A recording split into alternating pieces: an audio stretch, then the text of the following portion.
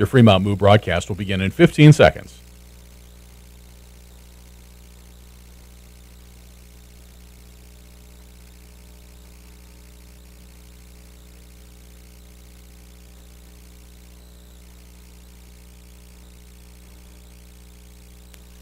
Fremont Moo baseball is on the air. 2-0 the count on Peterson. The pitch, he swings and pulls it into left field for a base hit, and the Moo take the lead. Connor Peterson with an RBI single to left. The following is a presentation of the Fremont Moo Baseball Club.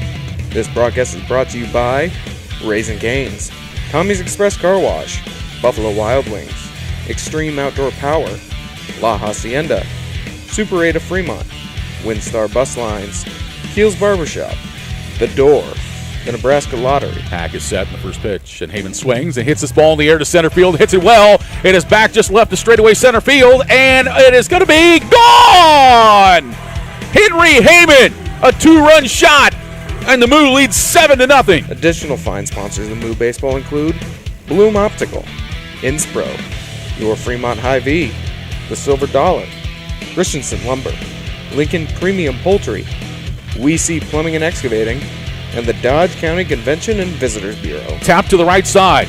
Peterson's got it. He will take it himself, and the Moo win it! The Fremont Moo have defeated the Casper Spuds 8-1. The Fremont Moo have claimed the Independence League Baseball Championship Series. The Cow jumps on top of the moon and firmly plants its hooves on top of the Independence Baseball League. Now, let's head to the field, and with the call of the game, here's Rich Ray and Alex Burstein.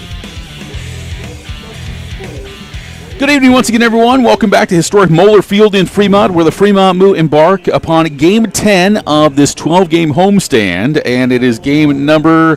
What is this, Alex? Number 15 of the year for the Fremont Moo as they get set to take on the Nebraska Prospects for the first time this season in Independence League Baseball Association action. Happy Wednesday night to everybody. I'm Rich Ray alongside Alex Burstein. And Alex, last night we saw the same thing that we saw the night before. Quality pitching from the Fremont Moo to record a victory over the league-leading Casper Spuds. And Fremont was able to get some offense in the bottom of the first inning, and that's all they needed. Yeah, it got very, very quiet for the Moo bats after the first, but it didn't matter, as you said, because Robert O'Malley went 7 very quality innings, giving up just 1 earned run and 2 runs overall. And then Hayden Kelberlau came in with 2 perfect innings, the 8th and the 9th, to close it out. And the Moo keep this pitching up. Doesn't really matter what their offense does.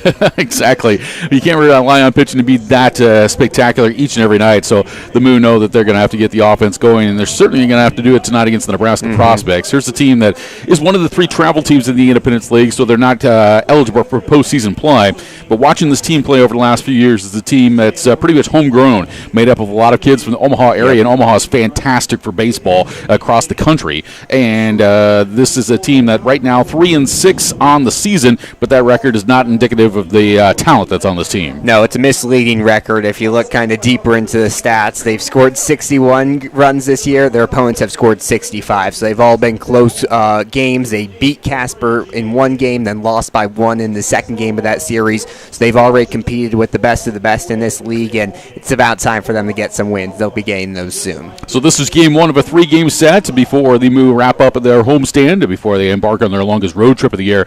That begins with a doubleheader out of Hastings on Saturday. Tonight is Winning Wednesday at a historic Moeller Field, and when the Moo win an inning tonight, then fans can get a special $1 off food or drinks for the rest of the next inning. So that's a special event that's going on tonight. Also, there's Tommy's Express Work Wash giveaways going on tonight, and also proceeds are helping benefit the Fremont Teammates Foundation, which is a fantastic organization that was started off by former Nebraska football coach Tom Osborne and Kansas State head coach Bill Snyder, and it helps out students that get together with pretty much a teammate buddy that takes place for 1 hour a week throughout the year, and it's a great organization. Molly Brown and Kirk Brown are down by the concession stands here tonight, and they are recognizing teammates, and will be recognized throughout the ball game here tonight as well, too. Weather-wise, I'll get to that in just a bit, but I can tell you this, there's thunderstorms and there's lightning, but it is up north, and we want to keep it that way for tonight's contest. It is hot and windy for tonight's ball game. And the Fremont Force 12 and under softball team is the Stars of Tomorrow team. They are here tonight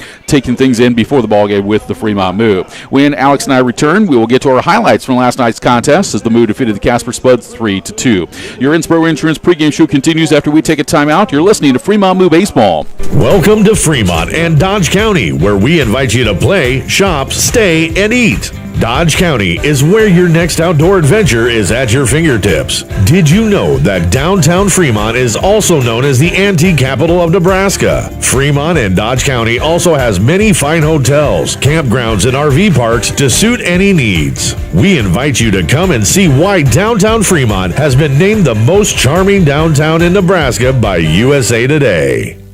Kills Barbershop is the Sports Center barbershop in Fremont. Be sure you look your best and get into Kills Barbershop, where you'll receive quality haircuts in a friendly atmosphere. Get a fresh cut, have them hot leather, and shave your neck. If you're looking for that special feel of a true barbershop, Kills is the place for you. They're open Tuesday through Friday, 8:30 to 5:30, and Saturday, 7:30 to 3. Kills Barbershop, 6th and Broad in downtown Fremont. They'll make you look your best.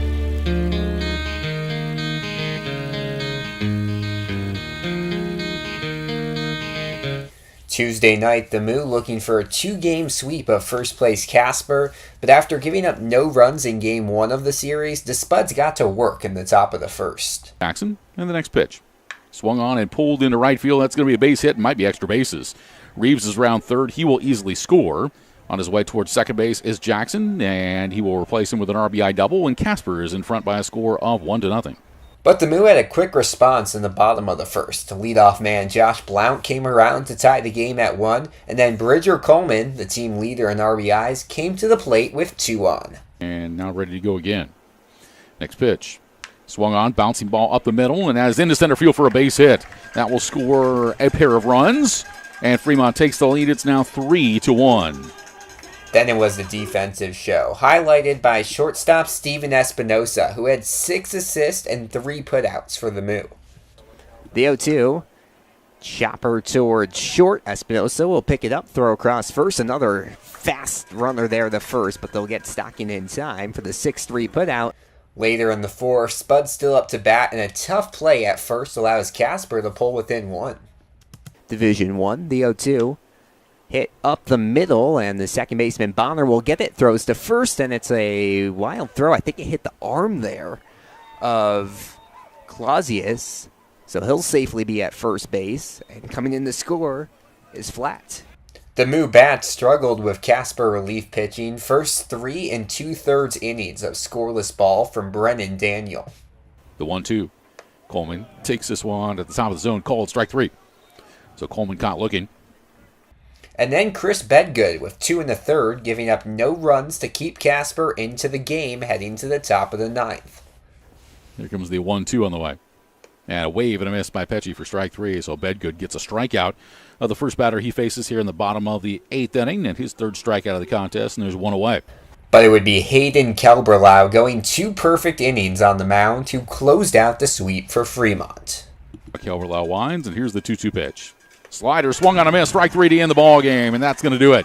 The Fremont Moo have swept the Casper Spuds as they win last night 3-0, and they win this one here tonight by a final score of 3-2. Hayden Kelberlau strikes out 2, ends up with 3 in the contest.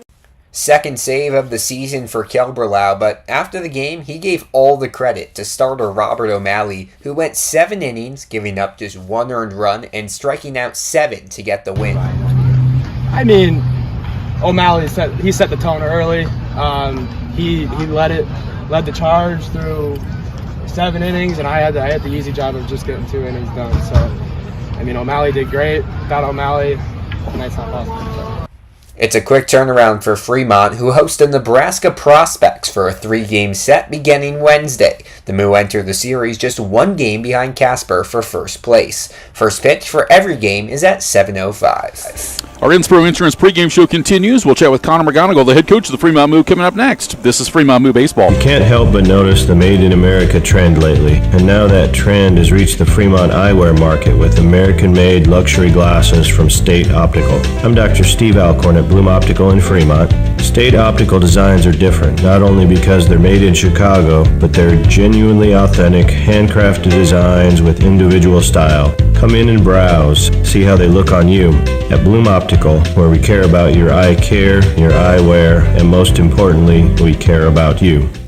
Succeeding on your terms takes more than ambition, talent, and hard work. It takes a partner that's committed to helping you overcome all the complexities and challenges life throws at you. A partner that leverages the power of the world's largest risk management strategy and benefits firm and is a part of your world, too. A partner like Inspro, a Marsh McLennan agency. At Marsh McLennan Agency, they're built to help you meet the future without limits. See how they can help you thrive at marshmma.com.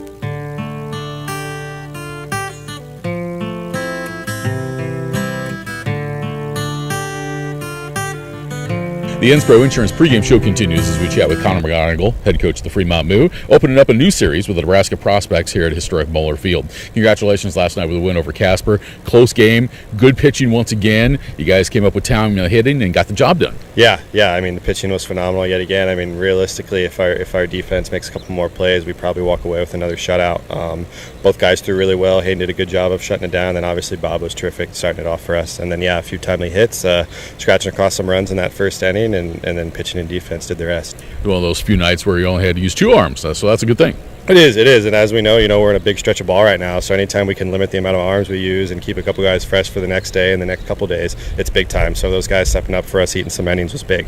What did you see out of your offense productivity-wise that you liked? I mean, obviously early on, like we've talked about it all year long, kind of our Achilles heel has been not being able to score early, and we did it. We did it last night. We put up 3 in the first. We would have liked to seen a little more as the game went on. That was actually all we got. But when you get on a team early, it puts the pressure on them, and they start pressing a little bit at the plate. And I think we saw that with them tonight, last night, and we were able to kind of weather the storm for those last few innings and get the job done. When you watch baseball games, the things that stick out are the errors when you see those. But when you see spectacular plays or consistent plays, that makes the game so much easier. Steven Espinoza makes the game much easier, doesn't he? It's fun to watch him play. I mean, he's the type of guy that's going to make the easy plays, and he's going to make the hard plays look easy. I mean, the way he moves across the diamond, the way he throws on the run, it's special to watch. And we're really excited to have him here, and it's been fun to watch him work. Last couple games when you've been having a lead, I noticed that you've had some late game substitutions with your corner outfielders and your corner infielders. Is that something you might consistently do throughout the year? Yeah. I mean, we're one of those things where it's almost an embarrassment and riches on the guys that we have and the amount of talent we have on this team. So it's a way to filter guys in, and then it's a way to get the guys that we think are going to give us the best chance to go make a big time play at the end of the game in the ball game in those big time spots. Nebraska prospects come in. Now last year there was no question, although they were a travel team, they were the most talented team in the league. There was no question about that. This year probably don't have quite the roster they had last year, but the unique thing about playing this team is that they're all pretty much from Omaha, and that makes it a lot of fun, doesn't it? It does. It makes it a lot of fun. I know a lot of our guys know a lot of their guys, and like you said, I mean, they're a very talented ball club. They're going to be again this year. I don't think their record necessarily shows how talented they're going to be. Just looking at their numbers, they have a few guys that we know can really swing it. I know they're going to have a few arms. They're going to bring some good stuff. So I know it'll be an exciting series. Okay, who pitches tonight? We'll have Caden Van Hill. He gave us a really, really quality effort his last time out. Probably a little longer wait than he wanted to. That's just kind of the way the cards fell. But I know he's itching to get out there, and I'm sure he knows a few guys over in that other dugout as well. So it should be a fun night for him. First of 3-game series with the prospects. Coach, good luck tonight. Thank you. That's Connor McGonigal, head coach of the Fremont Moo. More of the Inspro Insurance pregame show continues after we take a timeout. This is Fremont Moo Baseball. You've already built something incredible. When you're ready to elevate your business even higher, you need a partner who can give you a platform for scale and even greater success. A partner with the strength and resources of the world's largest risk management, strategy, and benefits firm. A partner committed to building a network of accomplished brokers in your community. A partner like Inspro, a Marsh McLennan agency. See how they can help your business go further at marshmma.com. Your Fremont Hy-Vee is proud to sponsor local sports, and they know that you fans love your meat. Hy-Vee has all your favorites at the best prices right now. Hy-Vee Choice Reserve Steaks. Always low prices on your favorite flavor of brats. Boneless, skinless chicken breasts, chicken grillers, America's pork chops for the grill, and the best cuts of salmon and seafood. Shop online right now. Go to HyVeeIslesOnline.com and place that order. Your Fremont Hy-Vee. Proud to be a part of local sports.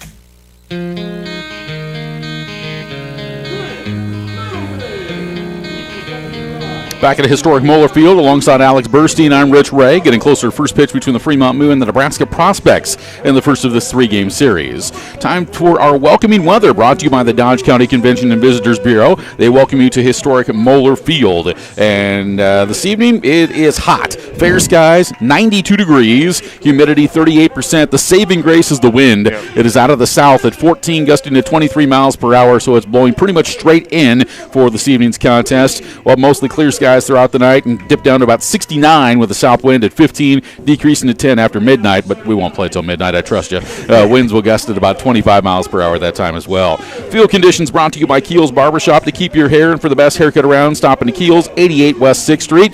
Yep, they had to water down the dirt because it's been hot, so that's the only significant thing about the field conditions tonight. Other than that, immaculate for this evening. Our umpires tonight brought to you by Bloom Optical. They are the eye care professionals, and they care about your eye care, your eyewear, but most importantly, they care about you. Brandon Moore's got the balls and strikes tonight. Chris Sintek is on the bases. This is your pregame show brought to you by Inspro, a Marsh McLennan agency, your partner in managing risk. Your future is limitless. Let us take you there. Go to marshmma.com to learn more. Right now, we're going to pause for our national anthem at historic Moeller Field, and tonight's national anthem will be performed by Jaden Ankerson. Ankerson.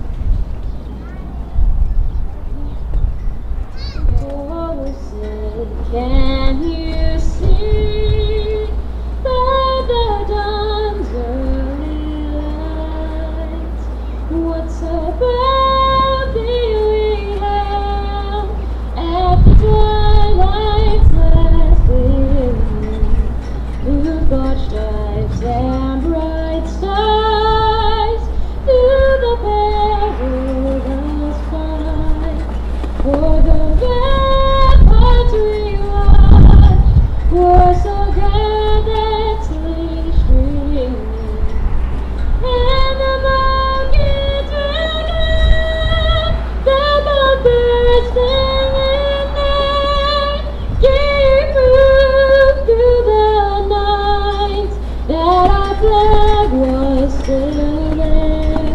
Oh, say does that star-spangled banner yet wave o'er the land of the free and the home of the brave? Jaden Ankerson with our national anthem, our Star Spangled Banner. Let's check the starting lineups for this evening's contest, brought to you by your Fremont Hy-Vee. For a lineup that's loaded, shop your Fremont Hy-Vee. Go to HyVeeIslesOnline.com now and place your order. For the visiting Nebraska Prospects, 3-6 on the season, coached by Gage Shinwell. Leading off and playing center field, number 6, Blake Stenger. Batting second, the shortstop, number 33, Easton Swafford. Batting third, the catcher, number 26, Corey Kozad. Batting fourth, the designated hitter, number 19, Nathan Vermoss. Batting fifth and playing first base, number 21, Bodie Waller. Batting sixth, playing right field, number 2, Tyler Palmer. Batting seventh, the left fielder, number 3, Levi Martin. Batting eighth and playing second base is number 4, Drew Borner. And batting ninth and playing third base, number 1, Grant Ryan. For the Prospects, it's Stenger, Swafford, Kozad, Vermoss, Waller, Palmer, Martin, Borner, and Ryan. And on the mound for the Nebraska Prospects will be P.J. Laux. He's 0-1 with a 6.30 ERA. For the Fremont Moo, 9-5 on the season, one game behind Casper in the Independence League, and coached by Connor McGonigal. Leading off and playing center field, number 25, Trey Brooks. Batting second and doing the catching, number 5, Bridger Coleman. Batting third and playing shortstop, number 18, Steven Espinoza. Batting fourth, the designated hitter, number 28, Tyrus Pecci. Batting fifth, playing right field, number 23, Wyatt Yetter. Batting sixth and playing left field, number 13, Grant Nottleman. Batting seventh at first base, number 34, Connor Peterson. Batting eighth and playing third base, number 9, that is Dylan Brandenburg. Batting ninth and playing second base, number 29, Hunter Snyder. Brooks, Coleman, Espinoza, Pecci, Yetter, Nottleman, Peterson, Brandenburg, and Snyder. And Caden Van Hill takes the mound for the Fremont Moo, 1-1 with a 4.84 earned run average. So we're set for baseball at historic Moeller Field in Fremont. Time for our first pitch. It's brought to you by La Hacienda Mexican Restaurant. La Hacienda serves up Fremont's favorite authentic Mexican cuisine at 3140 East Elk Lane. The Moo are in their purple tops with the white pants, and the Nebraska Prospects have the black tops with the gray pants and a black and red and white numeral on the back of their jersey. So Caden Van Hill's first pitch to Stenger in this ball game is going to be high for ball one, and we are underway. 1 ball and no strikes. 7:03 p.m. our first pitch. Fair skies, 92 degrees. as Van Hill will get ready for the next pitch of the contest. And this one is down, low, and away. And the count now 2 balls and no strikes to Blake Stinger, batting .485 on the year with no homers. He's driven in 5. Stinger, a Millard South graduate, and he plays ball at Illinois State for the Redbirds.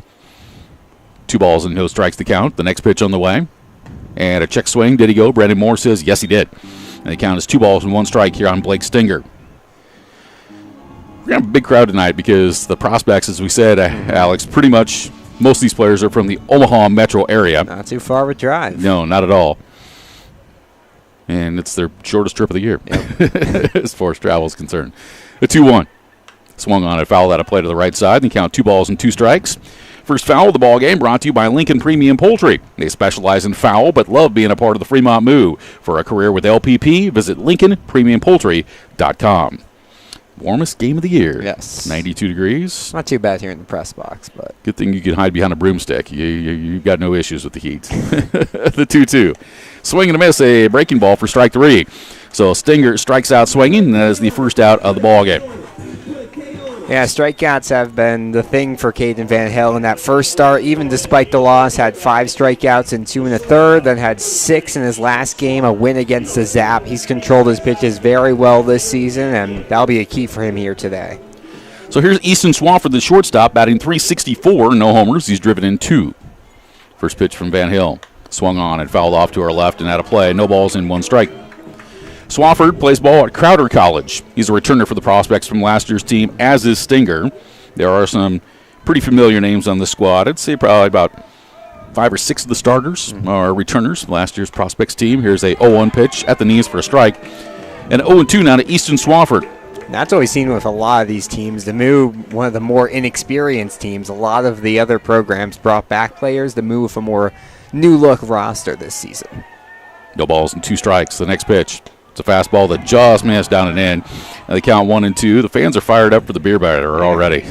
They're like, it's hot, and I want discount beer. 1 ball and 2 strikes to count here on Easton Swafford. Next pitch is outside. And they count now 2 balls and 2 strikes. 2-2 to Easton Swafford. Outfield arrangement tonight for the Moo.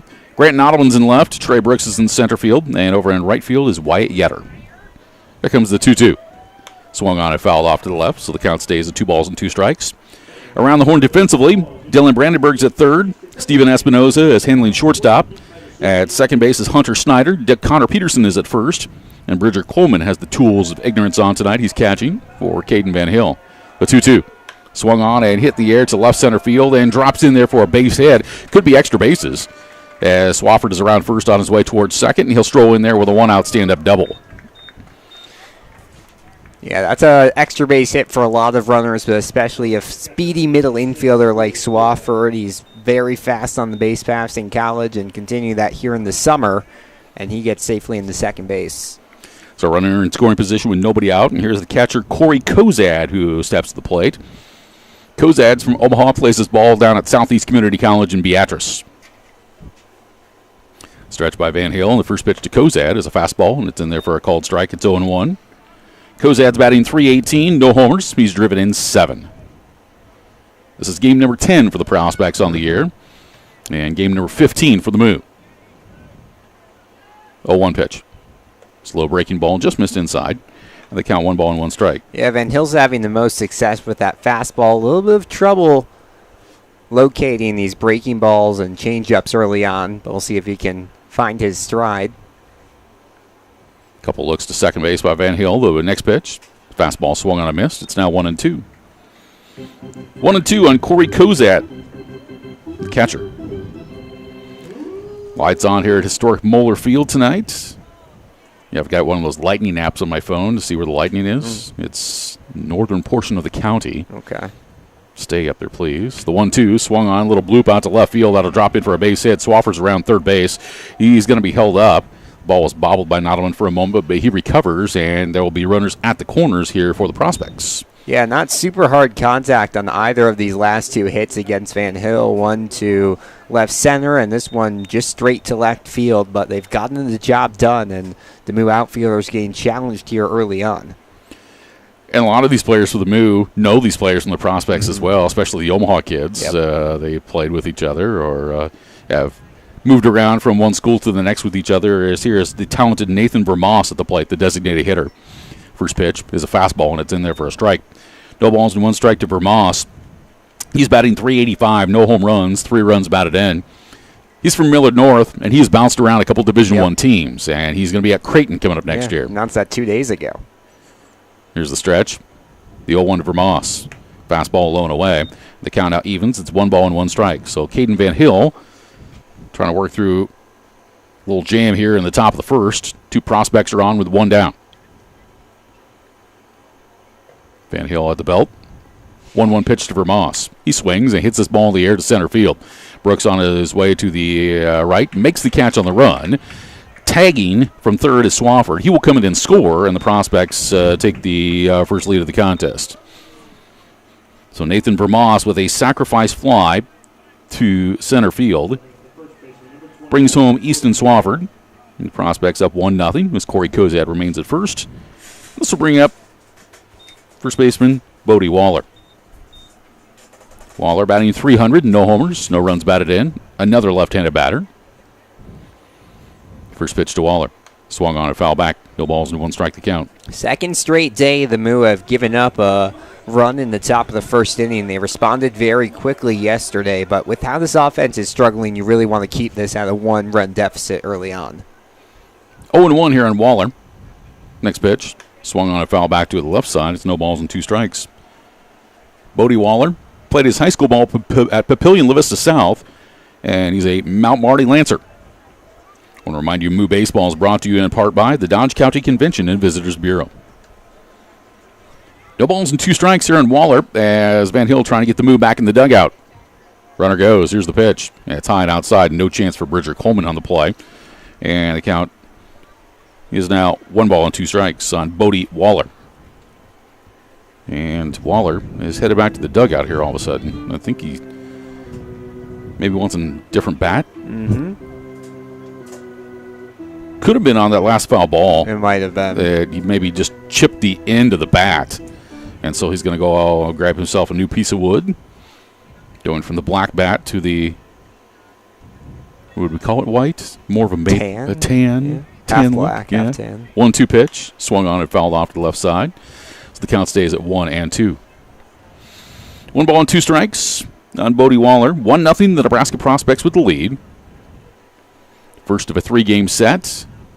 This was supposed to be a 4-game series, but one of the games got moved back to July 10th, so they could accommodate Casper coming in to play the 2-game makeup. Here's the 1-2 pitch, and that's high. So the count now 2 balls and 2 strikes on Bodie Waller with Tyler Palmer to bat next. Van Hill coming into today's ball game, 1-1, ERA of 4.84. 2-2 the count.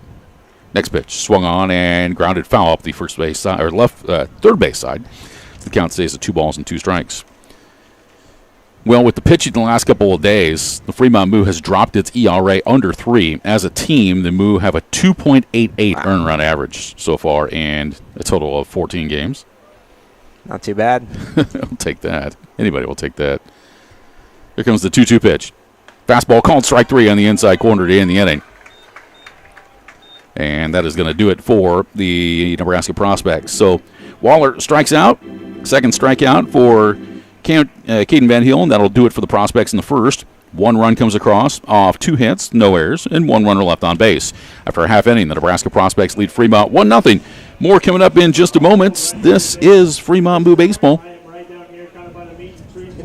And a Mexican restaurant, your favorite family-owned restaurant, is offering their family taco pack special. Right now, feed the whole family with 12 tacos, rice, beans, chips, and salsa for only $38. Be sure to check the back of your Fremont Moo tickets for a Moveless discount at La Hacienda. You can get a family taco pack anytime. La Hacienda, 3140 Elk Lane. Call in your family taco pack at 402-721-9909 or order online at lahaciendafremont.com. They cater too.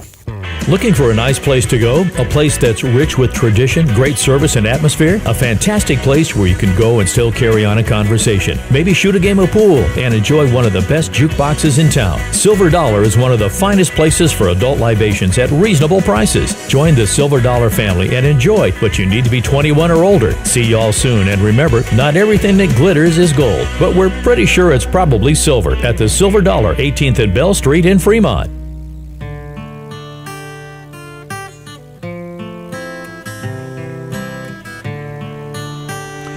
We go to the bottom of the first at historic Moeller Field. The Nebraska Prospects lead the Fremont Moo by a score of 1-0. And so Fremont will bring the bats to the plate. Trey Brooks, Bridger Coleman, and Steven Espinoza. Defensive arrangement for the Nebraska Prospects tonight. In left field is Levi Martin. The center fielder is Blake Stenger. And over in right field is Tyler Palmer. At third base, it's Grant Ryan. The shortstop is Easton Swafford. At second base, it's Drew Borner. The first baseman's Bodie Waller. Doing the catching, Corey Kozad. And on the mound is P.J. Laux. He's a right-hander from Omaha Creighton Prep High School, plays his ball at Rockhurst, and he pitched consistently against the Moo last year. It seemed like that every time the Prospects came in, P.J. Laux would start off a series. He does it here again, and he would go deep into ball games, and he caused the Moo some fits. Yeah. So he will start things off here against Trey Brooks. Brooks, the center fielder, batting .313 with no home runs, and he's driven in 2 for the San Jose State product from Encino, California. The first pitch to Brooks is in there at the knees for a called strike. 0-1 to Brooks with Bridger Coleman to bat next. The Moo batting .252 as a team on the year, and as I just looked down, I remember to myself, P.J. Laux, he pitches like he's double parked. He is always in a hurry. The 1-1 pitch is a breaking ball, and it's in there for a strike, so it's 1-2. So if you need to get a sandwich between pitches, you're going to miss a lot. The 1-2. And it swung on a miss for strike 3. The ball in the dirt, and the throw went down to third base, and now it's relayed over to first, and safe will be Brooks. So a mental mistake there. It'll be a strikeout and a wild pitch. As going to throw the ball around was Corey Kozad, but he didn't realize that the ball was in the dirt, and he had to throw to first base. So it's a strikeout, wild pitch, and Trey Brooks is safe down at first base. Yeah, Brooks slowly started jogging there and then realized what was happening, sprinted down, and heads-up play there from Fremont. So Bridger Coleman is at the plate with a runner at first, nobody out. And the first pitch to Coleman is in there for a called strike. It's 0-1. Coleman batting .314, 1 homer, 11 runs batted in. You do not need a pitch clock on P.J. Laux at all. He'll turn, he'll throw on over to first base. I remember last year, I tell you what, Alex, 6-7 seconds maybe after he gets the ball, he brings it home. Here's the 0-1. And it's a breaking ball, and it's in there for a strike. That might be a high estimate. Yeah, it might be. 0-2 to count here on Bridger Coleman. Laux, he's set. Next pitch. And Coleman swings and misses for strike 3, and that time Kozad holds on to the baseball. And that's a second strikeout for P.J. Laux. There is one away, and that'll bring up shortstop Steven Espinoza, batting .217, no homers. He's driven in 4. Yeah, it's like he's got a dinner date after. Maybe he does.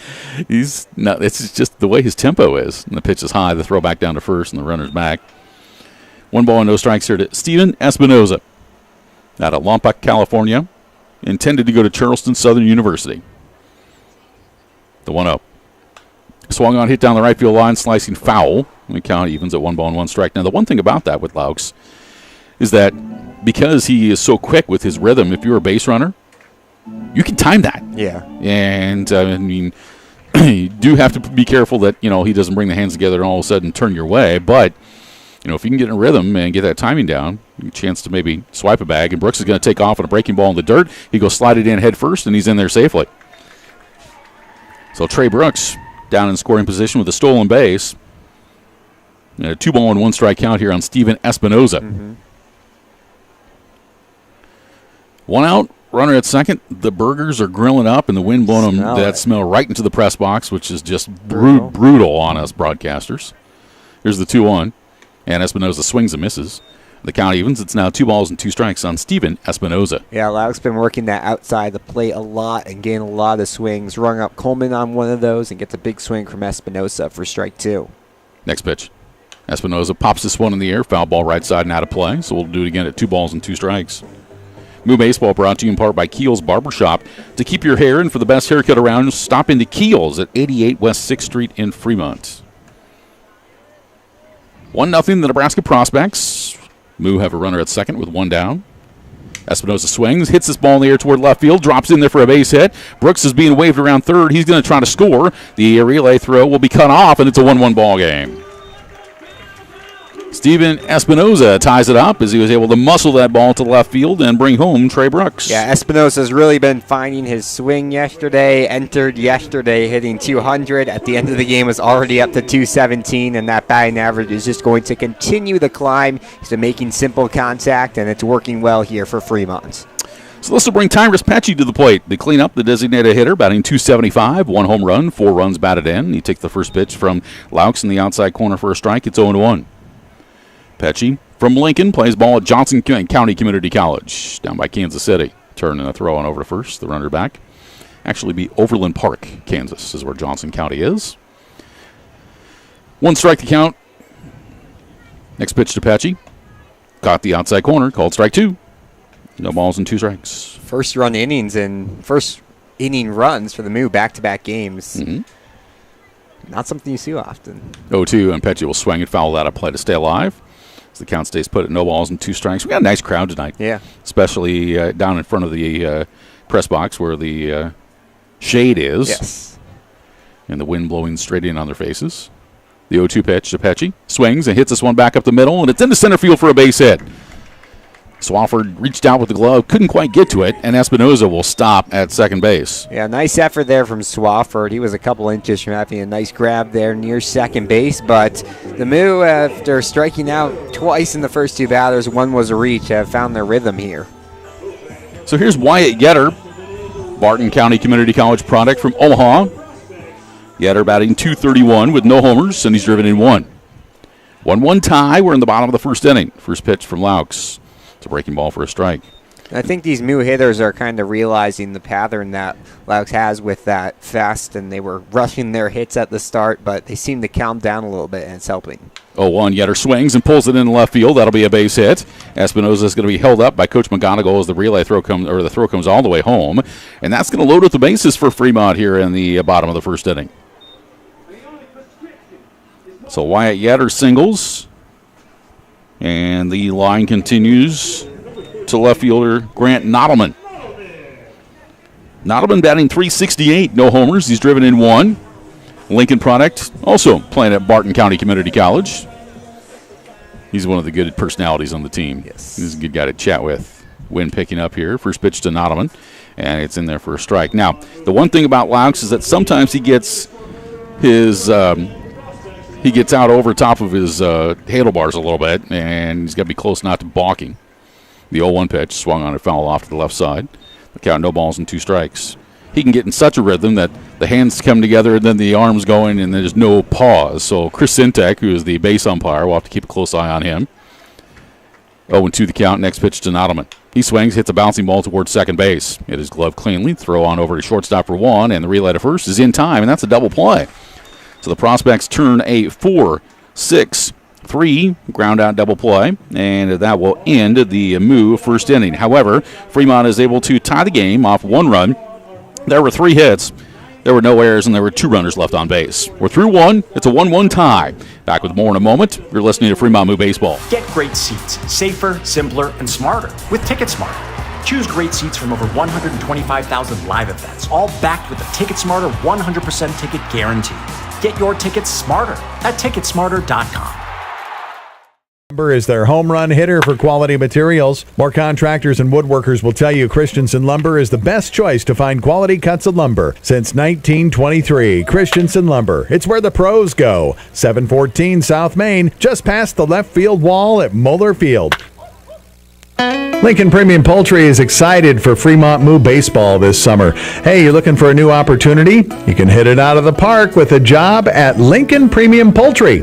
With a fantastic culture, great pay and benefits, and room for growth, Lincoln Premium Poultry is one of Fremont's best destinations for summer fun and employment. Just go to LincolnPremiumPoultry.com right now and check out all the job opportunities available.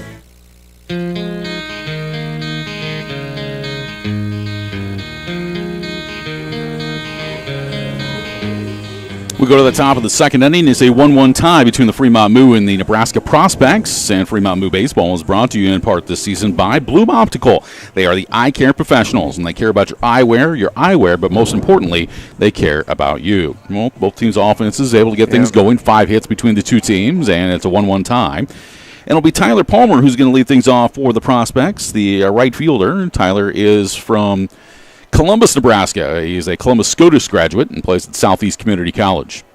The first pitch from Caden Van Hill is a fastball on the outside corner for a strike. It's 0-1. No balls in the strike to Palmer. And there's probably, I want to say, less than a handful of players in this team that are not from Omaha for the Prospects. 0-1 the count. Next pitch, breaking ball, and Palmer swings over the top of it and misses. And the count's no balls and 2 strikes. Palmer's hitting .083 on the season. No homers, no runs batted in. Wind blowing straight in from center field tonight. The 0-2 on the way. Breaking ball just missed inside. And it's now 1 ball and 2 strikes. And with that wind, we've seen a lot of these hits to the outfield. They're not going far, but they're dropping in front of the outfielders, and that's been leading to the contact hits for both of these teams. Might be one of those nights where all 3 infielders pretty much got to be playing very shallow tonight, or outfielders, shallow. The 1-2 outside and bounces away from Bridger Coleman.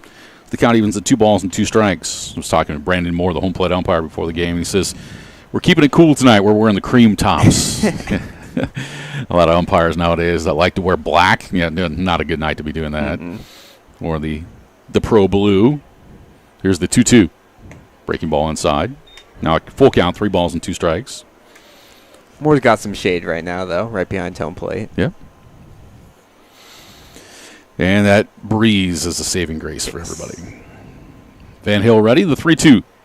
Fastball, it's going to be bounced out to Espinoza at short. Takes it off the third short hop. The throw, a little bit high, but coming down with it is Peterson, and he is able to get on the bag and also apply the tag for the first out of the inning. Yeah, good play there by Espinoza. Fired a little bit high, but Peterson was on the same page and was up in front of the bag and able to apply the tag. That's what we've seen this infield do for the Moo recently. 1 away for Levi Martin, the left fielder, batting .133 with no home runs. He's driven in 2 on the season. First pitch to Martin is a fastball, and it's on the outside corner for a strike. It's 0-1. No balls and 1 strike to Levi Martin with Drew Borner to bat next. 1-1 tie. We're in the top of the second inning. Comes the 0-1. Swung on, hit off the hands, and it dribbles on out to Espinoza. Gets a little candy hop and tosses to first, and there are 2 away. So Martin grounds out. Quickly 2 down here for Van Hill in the second inning. That's going to bring to the plate now the second baseman, number 4, Drew Borner. Borner, a Millard West High School graduate.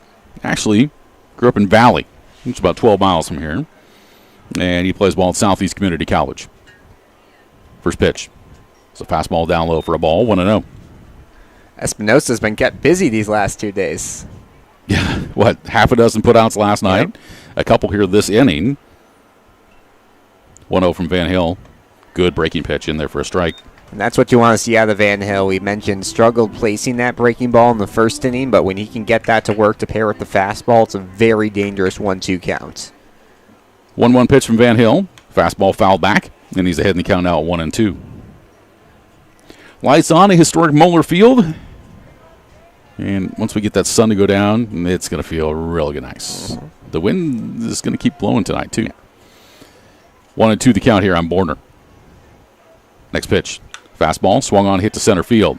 Brooks coming in, he's underneath of it, reaches up, and he'll make the catch for the final out of the inning. So, after giving up a run in the first, Van Hill settles in and retires all 3 batters he faces in the second. Prospects are retired in order, 3 up and 3 down. We go to the bottom of the second inning, and it remains a 1-1 tie. You're listening to Fremont Moo Baseball. Gentlemen, here at Weesey Plumbing and Excavating, our customer's duty is our duty. Yes, Drill Sergeant. Now, you're Fremont's finest, and I want you people-pleasing plunger wranglers to remember here at Weesey, we don't stop fighting clogged drains, low water pressure, frozen pipes, until our residential and commercial customers are smiling. Am I making myself clear, you toilet snake and sink suckers? Yes, Drill Sergeant. Now, our customers will find us in Fremont, on Facebook, and online at WeeseyPlum.com. Weesey Plumbing and Excavating.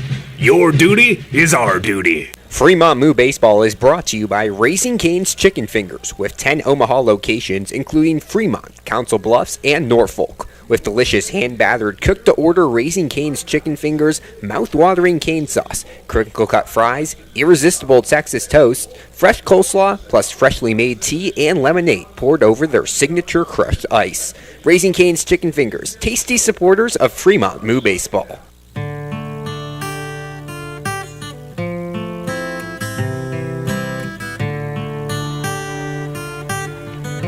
Welcome back to historic Moeller Field. We go to the bottom of the second inning. It remains a 1-1 tie between the Fremont Moo and the Nebraska Prospects. Alongside Alex Burstein, I'm Rich Ray. 7, 8, 9 batters for Fremont coming to the plate. Connor Peterson, Dylan Brandenburg, and Hunter Snyder against P.J. Laux.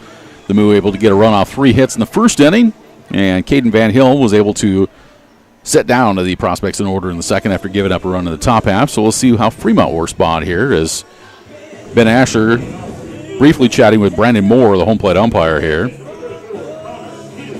And so now Connor Peterson will get ready to step to the plate. Peterson looking for his first hit of the season. He's been back with the Moo for a week and still looking for hit number 1. This pitch is outside for a ball. It's 1-0. Yeah, he's been really good in the field. Has had some web gems now trying to put together at the plate. Next pitch is a little bit low, and it's 2 balls and no strikes. 2-0 on Connor Peterson. I wonder what Ben Asher was talking about. I have a thought. Pitch on the outside corner, it's 2-1. Could be one of two things. Number 1, letting Brandon Moore say that, hey, PJ's really close to balking. Here's Peterson. He will swing, and he will hit this one out to second base. Able to make a little bunny hop catch is Drew Borner, and there's 1 away. So Peterson lines out for the first out here in the bottom of the second inning. Yeah, it's interesting. We saw Laux strike out the first 2 guys, and since then it's been a ground out of the line out, but everyone's been getting contact off of the right-hander, and that's encouraging here for the Moo as they try to break into the lead. So Dylan Brandenburg's going to step to the plate. Brandenburg into the box, and the first pitch from Laux. The fastball for a strike. I mean, Laux is that type of guy to where when the out is done, he gets the ball. Look at him right now. He's already looking over the top of his glove, and he's not even getting any signs. It's like he's ready. He's like, let's go. The 0-1 breaking ball is going to be inside for a ball. It's 1-1. Also, Ben Asher might have been talking to Brandon Moore because we do have an athletic trainer, and her job is to keep an eye on the weather as well. And if there's any lightning that's off in the area, to keep him posted with that. Yes. Here comes the 1-1 pitch.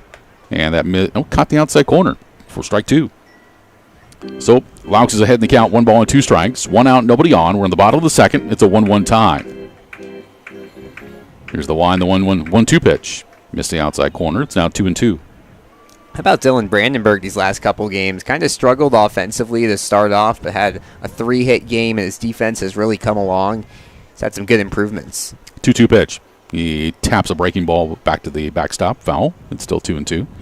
It's all part of, that's the great thing about college summer league baseball. You get these guys that come in that maybe didn't play a full year and are in the transfer portal and are maybe coming off an injury and haven't played in a while, and they're trying to get their experience, and to watch them grow as the season goes along is fantastic. Here's the 2-2. Brandenburg hits a bouncer over the mound, and charging is going to be Bonner. He'll toss it on over to first base, and it's in time for out number 2. So Brandenburg bounces out, and with 2 down, that'll bring to the plate the 9-hole hitter for Fremont, second baseman Hunter Snyder. Snyder's batting .067, no homers, 1 run batted in. St. John, Indiana product from Columbia University. First pitch to Snyder. That missed everybody and went to the backstop. It was inside, and Kozad couldn't even get a glove on it. Want to know the count here on Snyder. Next pitch. Down in the dirt. We count out 2 balls and no strikes. 2-0 on Snyder. He's trying to get something going for the Moo here in the bottom of inning number 2. Here's the 2-0. Swung on and pulled to the right side. Base hit. Hunter Snyder with a 2-out single to right and gives Fremont a base runner here in the bottom of the second inning. Yeah, Snyder's been really excellent in the field, but like Peterson, he's trying to find his footing at the plate. Came into the day just hitting .067 on the year, and big hit there. We'll see if that can wake up his bat a little bit. So the Moo have a base runner here in inning number 2, and it comes back up to the top of the order to Trey Brooks, who struck out but advanced in a wild pitch in an odd fashion. First pitch to Brooks at the top of the zone for a strike. He swung at a pitch that was in the dirt, and Cody Kozad picked it up, but Kozad threw it around the horn. He threw it to third, and Brooks was able to get down to first base. Runner goes on the 0-1, swung and a miss. The throw on down to second base, and Out is going to be Snyder trying to get to the bag for the final out of the inning. So Kozak with a nice throw. Snyder is caught stealing. That goes 2-4 for out number 3. And that's going to do it for the Moo here in the bottom of the second. No runs, no hits. No runs with 1 hit, no errors, and nobody left. We're through 2, and it remains a 1-1 tie. We're back with more in just a moment. This is Fremont Moo Baseball. Get great seats, safer, simpler, and smarter with TicketSmarter. Choose great seats from over 125,000 live events, all backed with the TicketSmarter 100% ticket guarantee. Get your tickets smarter at TicketSmarter.com. That's the Tommy Club. Keeping your car clean every day. Wash as many times as you want each month. The Tommy Club starts at just $24.99 per month. Sign up today at Tommy's Express Car Wash in Fremont. Buffalo Wild Wings is your headquarters for great food, cold drinks, and is the place to sit and watch the game. Wings, tenders, burgers, sandwiches, and wraps, tacos, and more. Get to try one of B-Dub's fantastic sauces. B-Dub's takeout and delivery is now Buffalo Wild Wings Go. For a limited time, add a 6-count of traditional or boneless wings and get them for free using promo code GOWINGS on all orders of $10 or more. Located at 1220 East 23rd Street, Suite 300 in Fremont. Buffalo Wild Wings. Wings, beer, sports.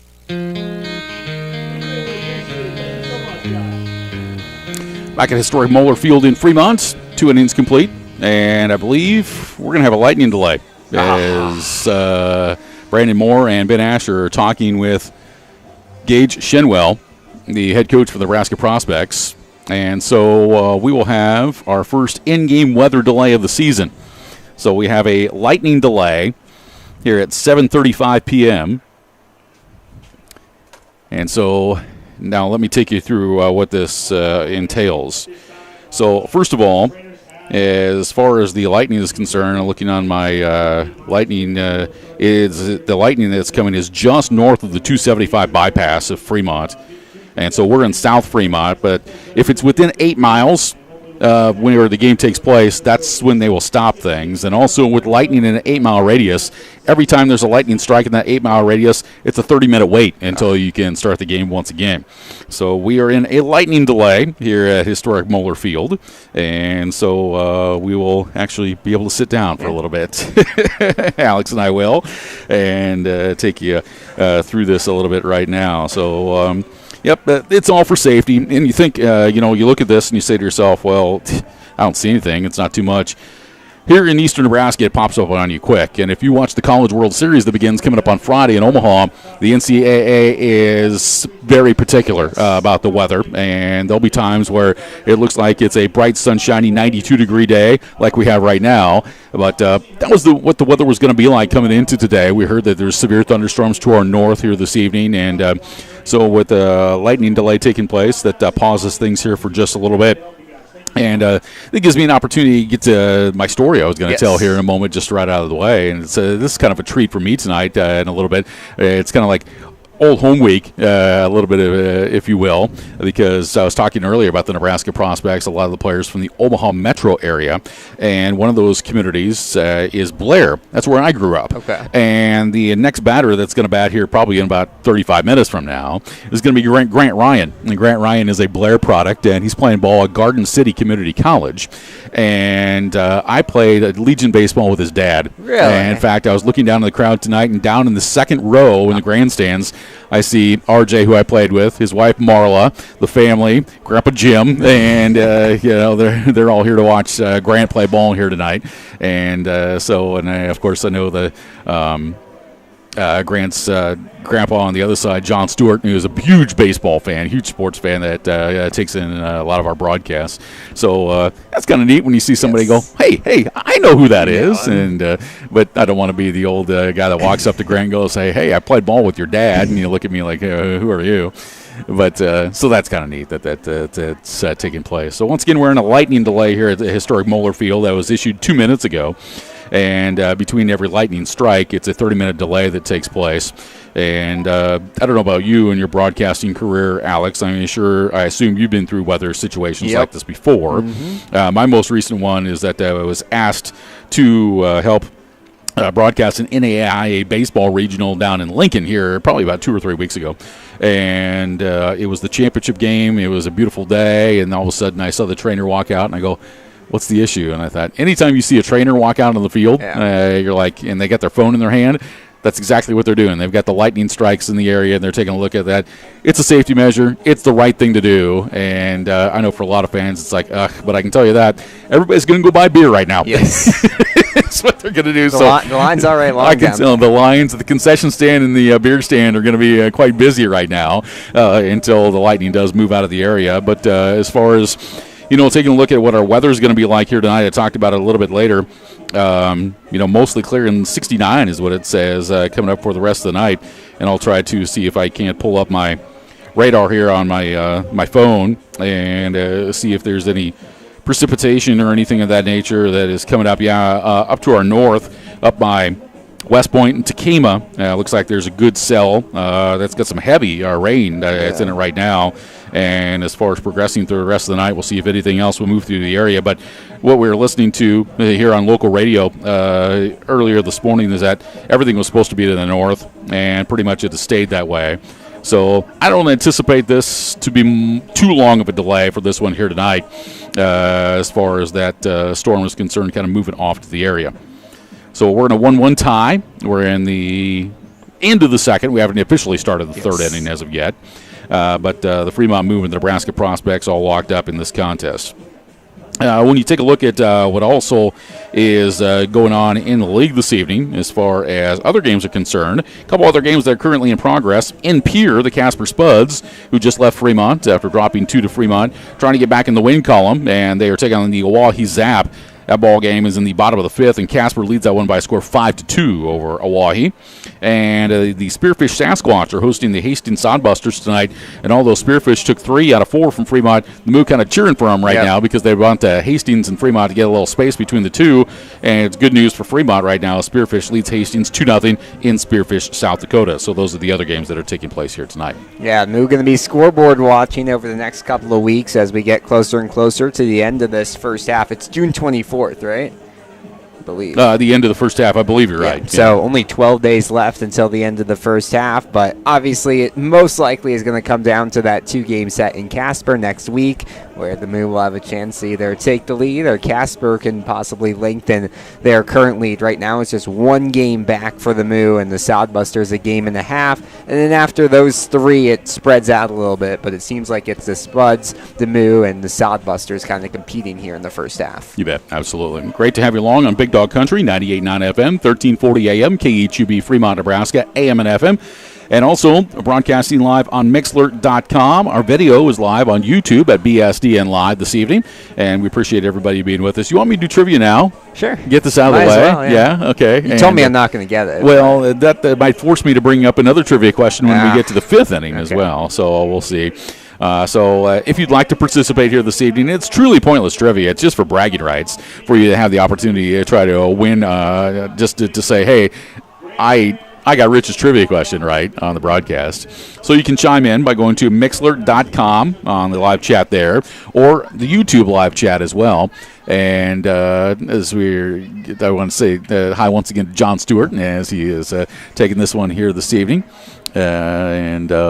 I do remember he was chiming in here too. Grant is a Blair native. He played at Roncalli. I remember that. And in fact, I remember I umpired one of his games, as a matter of fact. I remember that one as well. So, John, I appreciate you being with us tonight. Okay, let's get to our trivia question. And I told you it'd be New York Yankees trivia tonight, Alex. Did you study last night? A little bit. I texted my roommate and told him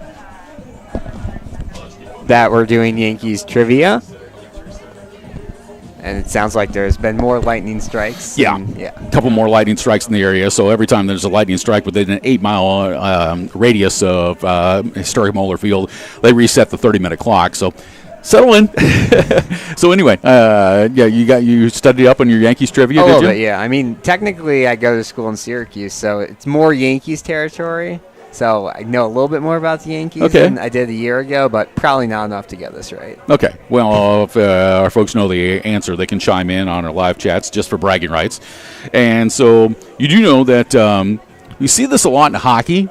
The C on the jersey means that you're what? captain. You're a captain. Okay, Yes. very good. That's not the trivia question, Alex. So, That was going to be an easy one. That was going to up my batting average. well, of course, when you think about the captain for the New York Yankees, who do you think of? Derek Jeter. Derek Jeter, right? And by the way, I've read that book, The Captain. I highly recommend it. It's a great book. And so our trivia question for tonight has to do with this. Which player for the Yankees was the captain of the Yankees from 1976 to 1979? Okay. Who was the captain of the New York Yankees from 1976 to 1979? You can chime in at Mixler.com or on YouTube, on our YouTube chat. Yes. We'll All have right. that up. And I can tell you that he won Rookie of the Year in 1970. Okay. And he also was the American League MVP in 1976. All right. So think that over. Uh-huh. I'll ponder it. I'm going to let our listeners and viewers try to chime in here before I give you a major hint. Okay. In just a little bit. So, Okay. all right. Because you're probably going to want to know what position he played. Probably. Yeah. You're not even going to take a shot, though, yet. I'll think, but Are there not- any? I mean, if you're a baseball aficionado, you're I still know. young. Yes. But I mean, think of a player in the 1970s who played for the Yankees. Take a guess. I mean, your first guess doesn't mean you're wrong. You don't get to participate. I mean, yeah, I'm going to give you multiple chances here, Alex. I know. It's a lightning delay. Yes, it is. Yeah, it certainly is. Any players from the 70s for the Yankees you want to try to guess about? Blinking right now. Okay. I assume growing up as a kid, you collected baseball cards. Yes. You're thinking through all those Topps baseball card Yes. series right now, aren't you? Yes. And thinking about who was the captain of the New York Yankees from 1976 to 1979. All right. You want me to get to multiple choice? Sure. Okay. Here are your multiple choice possibilities. Okay. Which player was the Yankee captain from 1976 to 1979? Was it Wade Boggs? Oh, I should have guessed that. Was it Reggie Jackson? Was it Thurman Munson? Or Willie Randolph? Mixler.com chat, or you can chat with us on our YouTube chat or broadcasting on BSDN Live. Who was the New York Yankees captain from 1976 to 1979? Was it Wade Boggs, Reggie Jackson, Thurman Munson, or Willie Randolph? I'm thinking Reggie Jackson just off the top of my Mhm. head. Very prominent Yankee at that time. Or Wade Boggs. Both good guesses, but I associate Jackson a little bit more. Mm-hmm. Trying to think. He was Mr. October. Yes, you he know? was. Yeah. He was the straw that stirred the drink for the Yes. Yankees, as it were. So, Reggie Jackson actually played for the A's in the early 70s Yes. and then slid his way in with the Yankees. Mm-hmm. And, of course, remember that big World Series between the Yankees and the Dodgers in '81. Let's see who's chiming in here. We got one person. Chris P. says Thurman Munson. Okay. So that's one particular guess. I'm sticking with Reggie Jackson. You're going to for stick with now. Reggie Yeah, Jackson? I feel like at that time he would have been a captain. Uh-huh. Had already made some time in the league and more of a leader at that point. Mm-hmm. Well, still give opportunities for folks to Okay. chime in with us if they would like to do so. Wade Boggs, I can tell you this, did not play for the Yankees in the 70s. That's what I was thinking. I was thinking that. Not in the 70s. Not in the 70s. Reggie Jackson did. Yes. Thurman Munson did. Okay. And Willie Randolph did. Okay. All right. So one down. Yeah, so you've gone by process of elimination here, and you're taking Wade Boggs off the list. Yes. And Chris P. on our live chat has said Thurman Munson. Who else says Oh. Thurman Munson here? Linda. What's her last name? Rorvik. Okay. So 2 for Munson. we got 2 for Thurman Munson as the captain of the Yankees from 1976 to 1979. This isn't looking good for me. I'm outnumbered now. Well, these people are trying to help you, Alex, know. is what they're trying to do. Okay. So, any justification to your guess, or you're just saying, Rich, I'm only 18 years old, man, you're killing me? Are you 19 yet? 19, yeah. You are 19. Yes. I thought you were. Yeah, Chad the other day said you're 18. I go, no, he looks much older than that. Yeah, so the big difference between 18 and 19. Huge. Yes. Huge. I've got clothes that are older than 19 years old. 19's like the most inconsequential age because then you're 20 and then you're 21. So like 2 big birthdays. 19's like, yeah. When I hit 20, it hit me really, really hard. I mean, the 2 birthdays are really just stabbed me in the back. We're 20 and 40. Okay. When I hit 20, it was just like, ugh, I'm no longer a little kid. Right. You're no longer a teenager. Yeah. And when I was 40, we all talk about that. You're 40 and you're quote unquote over the hill or whatever. That one hit me pretty good. But 30 and 50 didn't bother me at all. Okay. Yeah. So and every day's a birthday. So I've got 5 months left of the glory days. And then yeah, exactly. All right. Have you locked it in? Are you seeing Reggie Jackson? I'll say it, but yeah, I'll say Reggie Jackson. Okay. Well, you're wrong. Okay. You should have went with our listeners. Thurman Munson. It's Thurman Munson. Thurman Munson was the Yankee captain from 1976 to 1979. Won the Rookie of the Year award in 1970. Also the American League Most Valuable Player in 1976. A 7-time All-Star. He played catcher for the Yankees. The tragic part... Okay, thanks, Mindy, letting us know that we got another 23 minutes left here on this last lightning strike before we would resume play. But the tragic part about Thurman Munson is that he ended up dying in a plane crash August 2nd of 1979. I remember that as a kid when that occurred. And fantastic catcher. He had that goatee, and that's back in the days prior to where the Yankees were not allowed to have facial hair, and they did back then. Just a hard-nosed, big-time catcher. Oh, those were back in the days when you could run over the catcher. You did not want to run over Thurman Munson because you were going to pay the price if you were doing that as well. But, yep, Thurman Munson, he was the captain of the Yankees from 1976 to 1979, so that's part of our truly pointless trivia here for tonight. And we have a 1-1 tie. We are on the top. We're at the end of the second inning. We're about ready to begin the third. We've got about a little over 20 minutes to go here on this last lightning strike in the area as part of our lightning delay here tonight. So we appreciate all of you being with us here this evening for our broadcast. The first of a 3-game series between the Moo and the Nebraska Prospects. And so a little bit about what's going on. First of all, tonight here at the ballpark, it's Winning Wednesday. And so when the it's also 9 innings of winning, so each inning there are prizes that are being given away here tonight by respective sponsors. And there's a raffle that's going on here tonight as well, which benefits the Teammates program. Now, I want to talk a little bit more about the Teammates program here tonight. Molly and Kirk Brown are down by the concession stand. I used to work with Molly at the radio station years ago, and so I've known Molly for a long time. And she does a fantastic job within Fremont Public Schools with the Teammates program. And if you're not familiar with the Teammates program, what it is that you as an individual volunteer your time. And you sign up and you say that I would like to connect with a student at the school that just needs another ear to lean on, somebody that can consider a friend or someone of that nature. And you dedicate 1 hour a week to spend time with that particular student. I have been a member of the Teammates program before, and it's a great program. And because you get to know these young people, and they're not troubled kids or anything of that nature. They're just, the student that, would like to have kind of like another friend, if you will. And I've spent time before by going on over to mine was part of the Archbishop Bergen system, and I had a teammate, youngster that I spent time with as well. And he liked sports. We would take an hour and go during the middle of the day and just go to the gym and shoot baskets. Nice. And we'd play board games. We played chess, and things of that nature. And the great thing about this is that I've known some teammate kids now that are grown up. They're married. They've got their own family. They run businesses here in town, and that's all part of it. That's what Tom Osborne, former Nebraska head coach and state senator, and Bill Snyder, the head football coach at Kansas State, who are great friends, by the way.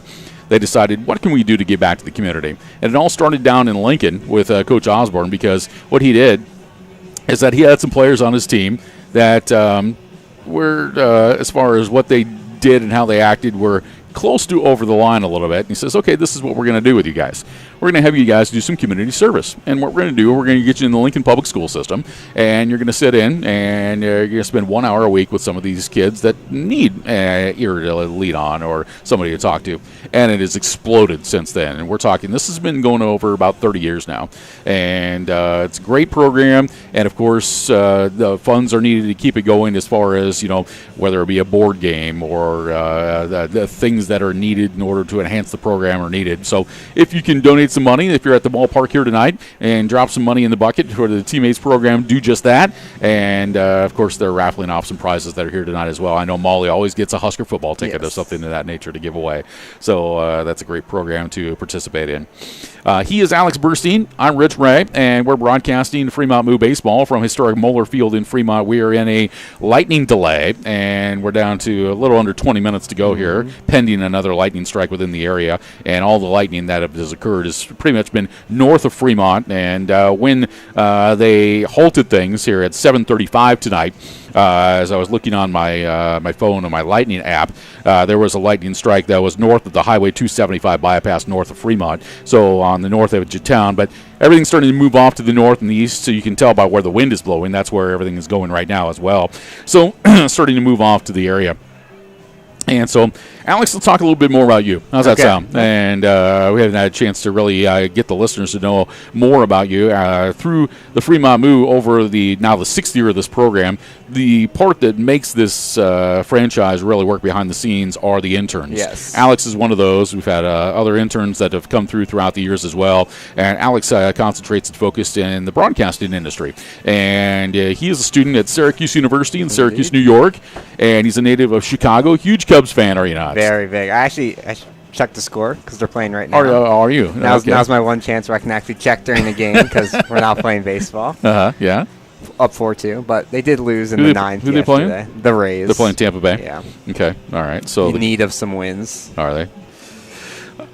I wish my Royals would stop playing the Yankees because you saw what happened last night. 10-1 was the score. Yep.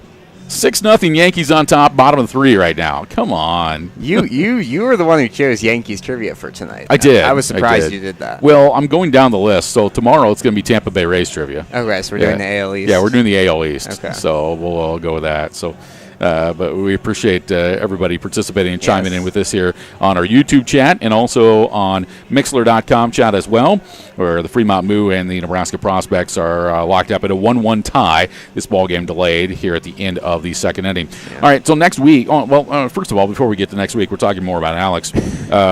When did you first start broadcasting? I started broadcasting kind of in the end of middle school. I went to a high school for 7th and 8th grade. They had a program, so they were kind of starting to do some broadcasting. I did some statistics, some sideline reporting. So you're about 12, 13 at the time? Yeah, I had a podcast. Don't look it up. It was not very good, but I would talk about Chicago sports every week, and that's how I kind of got into broadcasting. And then is it called Don't Look It Up? It's not very good? No, it's called, if I say it, people are going to look it up. Well, we want to look it up. It's called the Chicago Sports Desk, and a very, very prepubescent Alex would scream into a microphone for about 30 minutes every Wednesday. Here. There you go. Exactly.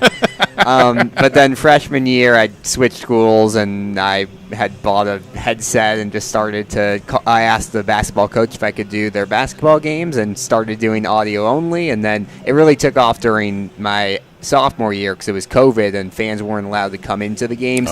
But Chicago Public Schools allowed one broadcaster for all home events. So we started doing YouTube streams, and we would end up having all the parents and grandparents watch, and we started with just basketball. But by my senior year, it expanded into volleyball and soccer and football and baseball. So, yeah, started my freshman year and been doing it ever since. And you love it? I love it. Yeah, I can it's tell the you love best it. thing. I'm not a very gifted athlete, but I love sports, and this is the closest I can get to being on the field. So, exactly. Well, that's awesome. Yeah. I mean, you started as a young kid. See, I got into this when sports ended. Yeah. I was a baseball player, and I talked about it about one of the players here tonight. I played with his dad and Legion ball when we were kids in high school, and I played 1 year of junior varsity ball in college. And it ended, and I tried to figure out, what to do. Exactly. And this is, the really fun industry. I mean, because there's work in the world. Obviously, I have other jobs that I do, and things of that nature. But to to do all the work that we do behind the scenes. I mean, there's a lot that goes into it, the preparation and all the set up the equipment, the travel, and the late nights, and standing in a press box for the whole game and things of that nature too. But you do it because you love it. Yes. And for us to kind of be the eyes of other people is a fantastic thing. And I've told you this story, and I'll go ahead and tell this story once again, is that one of the reasons why Alex and I do the things that we do is to be the eyes of other people, spoken from a radio broadcaster's perspective. Now, this industry has blown up a lot more with like what Jonathan's doing behind the scenes tonight with our video streaming as well. That's becoming more and more prevalent in what we see in the world today, courtesy of the internet. And I mean, I remember when I started doing this. This is actually my 30th summer of calling baseball. Wow. And so 30 years ago, I actually sat in this seat. My very first broadcast was sitting in this seat calling an American Legion baseball game for Fremont. And it was actually Fremont National Bank was the sponsor at the time, and it's bounced over to another bank now who's had a name change since then too. But back to the story. Is that the reason we do this is to be the eyes of people that cannot get there. And one of the biggest things for me that I learned was along my career is I've had 3 commercial radio stops, and one of those is a reboot back here to Fremont. But one of those I had was in Madison, South Dakota. And I worked up in Madison, and I was 23 years old at the time, and I was one of my assignments just after I got hired in Madison was to broadcast a girls' high school basketball game at Madison High School. And at that particular time in the mid-'90s, and I don't know if it's the same now today, but high school basketball in South Dakota was in the fall. And South Dakota is a unique particular state as far as athletics is concerned because you can play multiple varsity sports in the same season. And also junior high athletes can play varsity sports on those, but that has nothing to do with this story. But to get to the point, so I'm 23 years old, to call a high school girls basketball game in August where it's hot like today inside a gymnasium with no air conditioning. And I'm saying to myself, I don't want to be here. You know, I'm thinking I'm bigger than this. I don't need to be here. You know, why am I doing this? Well, and the broadcasting I had to do was up in the gymnastics room. And the gymnastics room had this hole in the concrete wall that looked right down onto the baseline into the gymnasium. So I'm standing all the way up there behind a table, and I'm looking down. It's hot. I don't want to be there, and I'm thinking I'm too big for my britches, you know, and this 23-year-olds do. And some broadcasting the game, there's like 8-9 people in the stands, and like in a hot day like today, and this one fan walks into the ball game, and he sits down in the front row, and he's wearing a trench coat, and he's also wearing sunglasses. And I'm thinking, that's odd. It's 90-some degrees. That guy's got a trench coat and sunglasses on. What is going on? Inside a gym with no air conditioning? And I'm thinking, what a weirdo, you know, or is kind of what I'm thinking at the time. Well, you know, I've grown up since then. So anyway, I'm broadcasting the game, and one of the gals from Madison High School goes to dribble the ball off the floor, and she comes up the sideline, and she lost control of the ball, bounces it off of her knee, and it goes in the stands, and it hits that particular fan who's standing in the crowd. And the response from the fan was very odd and unique because it's like he didn't expect it.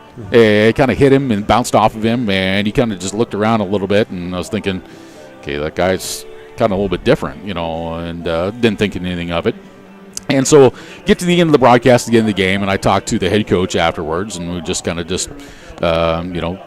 going after what happened in the ball game, and we're talking about turnovers, and he talked about the one particular turnover. It was his daughter that actually turned the ball over and everything like that. And he says, yeah, that one that she had in the first quarter where she bounced that off her foot and hit her grandpa, it was just awful. I go, what? I go, hit her grandpa? And she goes, yeah, that's my father-in-law that sits in the stands. I go, what's he doing wearing a trench coat and sunglasses? And he goes, well, Rich, what he's doing is that he's got a trench coat on because he has a transistor radio that is in his pocket. And that transistor radio is put up into his ear, and he's listening to the ball game. He's wearing sunglasses because he's blind. That hit me. Yep. Boy, did that hit me. And that took me from a 23-year-old that thought his you-know-what doesn't stink to all of a sudden a individual that's like, I've got a major responsibility in what I'm doing. And so I'm going to do the best of my ability to make sure that every time I call a game, and I know you already do this, Alex, from just working with you, is that you give the best product that you can for people that cannot make it to the ball game. I mean, for the 30 years that I've been doing this, for the folks from Fremont and wherever I've been, I think about the people that, like here in town in Fremont, are in the towers, and their grandkids are playing, and they can't watch the game. They can't go to the game. And it's my responsibility to paint a visual image of what is taking place onto the contest. So that's kind of what we do. And I know Alex here at 19 years old has already got this figured out, and I've already told him when he becomes famous and is the voice of the Chicago Cubs for one day, just one general admission ticket, please. Can you just give me one? Of course. That'd be fine. Yes. I mean, I've been to one game at Wrigley, and I had to pay for it, and I sat behind a pole. There's like 5 seats in the entire stadium behind the pole. And I bought that one, and I took my son Brock with me as well, and Brock just looks at me like, really? And but he did a lot of people watching, and then, we both had a few beverages and had a fun time and stuff like that. But anyway, Alex, it's great to have you with us this year with the rest of our interns, Will. And also Will's running our sound and does a great job with that. And Jonathan, of course, Jonathan's the young pup who was involved with us last year with his dad doing the video production here for YouTube on BSD and Live, and doing that again for us here again this season during the home games. And it's to have those visual images are great for folks that can just watch it over the computer and have a great time taking that in as well. Got a few clouds that are through our area, and so those started to roll in a little bit, but we will not have, I guarantee you, we will not have rain tonight. We won't. You got to knock on wood now. I don't need to. I'm as confident as my Thurman Munson question you didn't get right. We went into a weather delay at 7:35. We were very close to wrapping that up. And then we'll resume play. Again, lightning was reported in the area at 7:35 tonight. We're at 8:04 right now. There were a couple strikes after that. And then Mindy Wittig, who is the assistant GM of the Fremont Moo, came up to let us know what was going on there. So we'll resume coming up here in just a little bit as well. How does this affect the pitchers? It's got to definitely affect P.J. Laux because he's an individual. It's like, let's go, tempo. And we'll see if that affects him as far as coming back out again as well. But we saw him pitch so much last year against Fremont. I don't think that's an issue. Caden Van Hill, he's had a lot of rest. I don't think that's an issue. But sometimes, you see pitchers on the professional level that will take it, takes a long time to get warmed up, to get out of the ball game. Then you got a delay, and it's like, they can't ramp it up back up again. Exactly. Both of these pitchers we saw struggled a little bit in the first inning. There was 5 combined hits between the teams, and then that second inning, just a lot better baseball from the pitchers. So they were settling into a rhythm, and now to have this, it'll end up being over 30-minute delay. Has to be a little bit troubling, but, I mean, you see the players on the field playing catch for the Moo and a couple guys warming up for the prospects. So they're just trying to keep in, and you have also the weather. This is better for the pitchers now because it seems like it's cooled down a little bit. The wind is still there, but it feels less hot outside, so that could help them. Yep, certainly will. And so see a few players are starting to play catch here as well. I promise you I'll have another trivia question about the Yankees in the 5th inning, and I promise you'll get it right. Okay. I guarantee you'll get it right. How many of my questions you gotten right this year? One? No, I got the Nolan Ryan one right. Yeah, I got 1 or 2 right while you were over. While I was on PA, but those don't count. Those don't count. So 1 or 2 live. So for the rest of this week, the Moo play the Nebraska Prospects tonight, tomorrow, and Friday. Tomorrow's Thirsty Thursday, and there'll be alcoholic beverage specials that take place during that coming up tomorrow night as well. And then I think there's also $1 off Coke and Dasani water products too, and so that'll be taking place. And then Friday is our official first Fireworks Friday of the year. So that'll be coming up on Friday night. So we invite you to join us for that. In addition to tomorrow night, for fans that come to the ball game, if you wear your favorite jersey, half off. You get half off your price of admission to tomorrow night's ball game at 7:05 as well. So always a great promotion that takes place with the Fremont Moo. Fireworks Friday coming up on Friday. In addition to that, it's also the most valuable Dad Day because we'll be on the road, and actually there is no game for the Moo on Father's Day. So this will be the last time the Moo play at home before Father's Day, and so we'll celebrate Father's Day with the Fremont Moo, and then stick around for the post-game fireworks show Friday night presented by the Nebraska Lottery. And for tickets to all Moo games, where do you go? FremontMoo.com. See, that was not the trivia question, but you got it right. So very good, Alex. Half a point for that. I definitely don't run the website or anything. You're keeping score now. Okay. Yeah. Very good. Well, after this week wraps up, then the Moo embark on their longest road trip of the year. It's broken up a little bit. Yeah. They will play Saturday. They go to Hastings and take on the Sodbusters. It is a doubleheader, 2 7-inning ball games, and it is a 6 o'clock start for Game 1. It's going to be a late one. Game 2 will maybe be around about 8:30. I think maybe P.J. Laux can come pitch in that ball game and just get this thing over with quick. So 6 o'clock doubleheader on Saturday, the 15th. Sunday, off for Father's Day. And then Monday, the Moo travel back on out to Hastings, and we'll play the Sodbusters. And then that night, they get up the next day and travel to Casper, South Dakota, or Casper, Wyoming. I beg your pardon, Casper, Wyoming. And we'll play the Casper Spuds in a Tuesday, Wednesday, 2-game series. Then after that, they come back to Hastings, and we'll play the Sodbusters. That would be on Thursday and Friday. Yep. Come back home on Friday.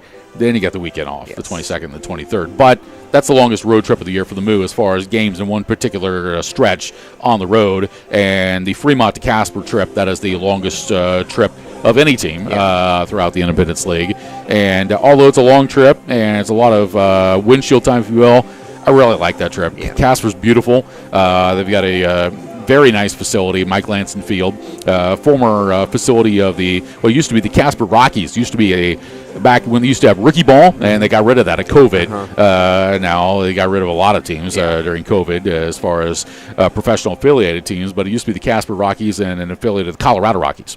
And it's a very nice facility. And so the Moo will make their lone trip to play Casper this year for a 2-game set out there. And then Casper actually comes back to Fremont later in the season to play a couple as well. As we are 15 games into the Independence League season, before we resume play here quickly, Alex, what has impressed you most about what you've seen out of this league? I think that there's just a lot of talent between all these different teams. I mean, there's some players that we've seen struggle early on, but I think every single series, it seems like the teams are getting better and better. I don't think that's because of the team. I think it's because these players are getting more comfortable playing with their certain teams. But you come in with all these new guys, and we've seen how quickly the Moo have bonded. This is a very, very well-bonded team, but really with all the teams, just great amenities and really, really good baseball, which is what you want to see. You bet. So the Moo are back on the field, and Caden Van Hill is warming up here as the rest of the infield and outfielders are playing catch. And Brandon Moore and Chris Sintek have decided, we're getting rid of the cream tops. We're putting the black ones on now. And so they switched things up. Maybe that's for better luck. I don't know. So, all right, so we're about ready to resume play here as Grant Ryan will be coming to the plate for the Nebraska Prospects. And we have had a weather delay here that's lasted right at 35 minutes. And so we're ready to resume play as we go to the top of the third inning. Alongside Alex Burstein, I'm Rich Ray. 1-1 contest, and with the call of the action through innings 3 and 4 is Alex Burstein. Thank you, Rich. As you mentioned, 1-1 ball game as Grant Ryan steps to home plate. Van Hill searches in for the sign, kicks his leg, first pitch. Low for a ball, and Ryan will move ahead in the count 1-0. Alex, an officially 36-minute weather delay. Not too bad. Could have been a lot worse. Yeah.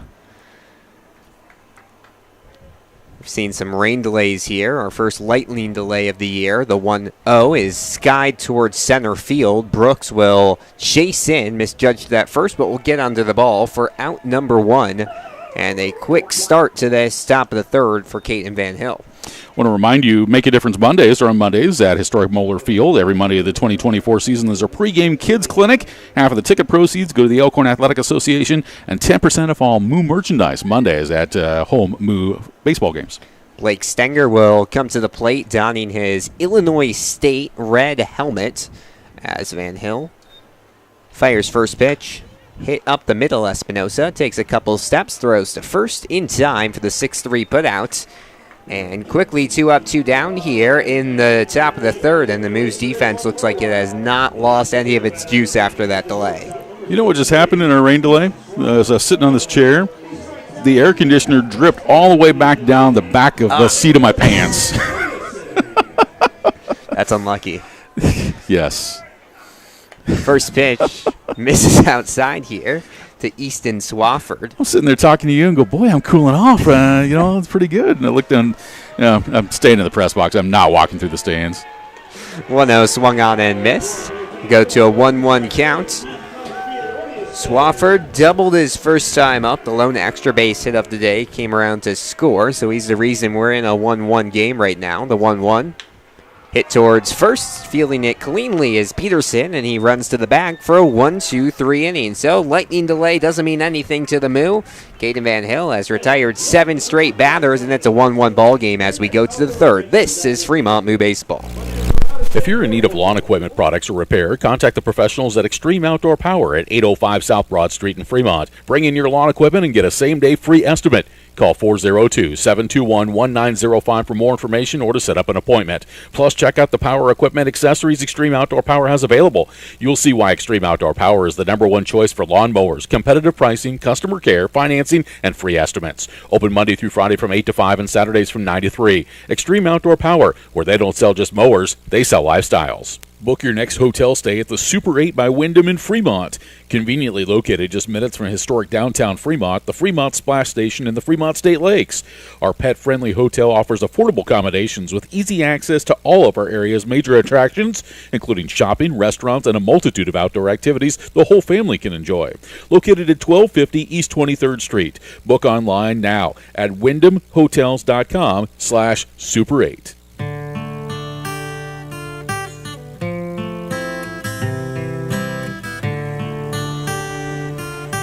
Tie ball game here at historic Moeller Field, 1-1 between the Nebraska Prospects and the Fremont Moo. Alex Burstein joined alongside Rich Ray. And they'll be top of the order for Fremont here with Trey Brooks, Bridger Coleman, and Steven Espinosa to go for the Moo. So a good chance for Fremont to take the lead with some of their hotter bats. PJ Laux stays on the mound for his third inning of work.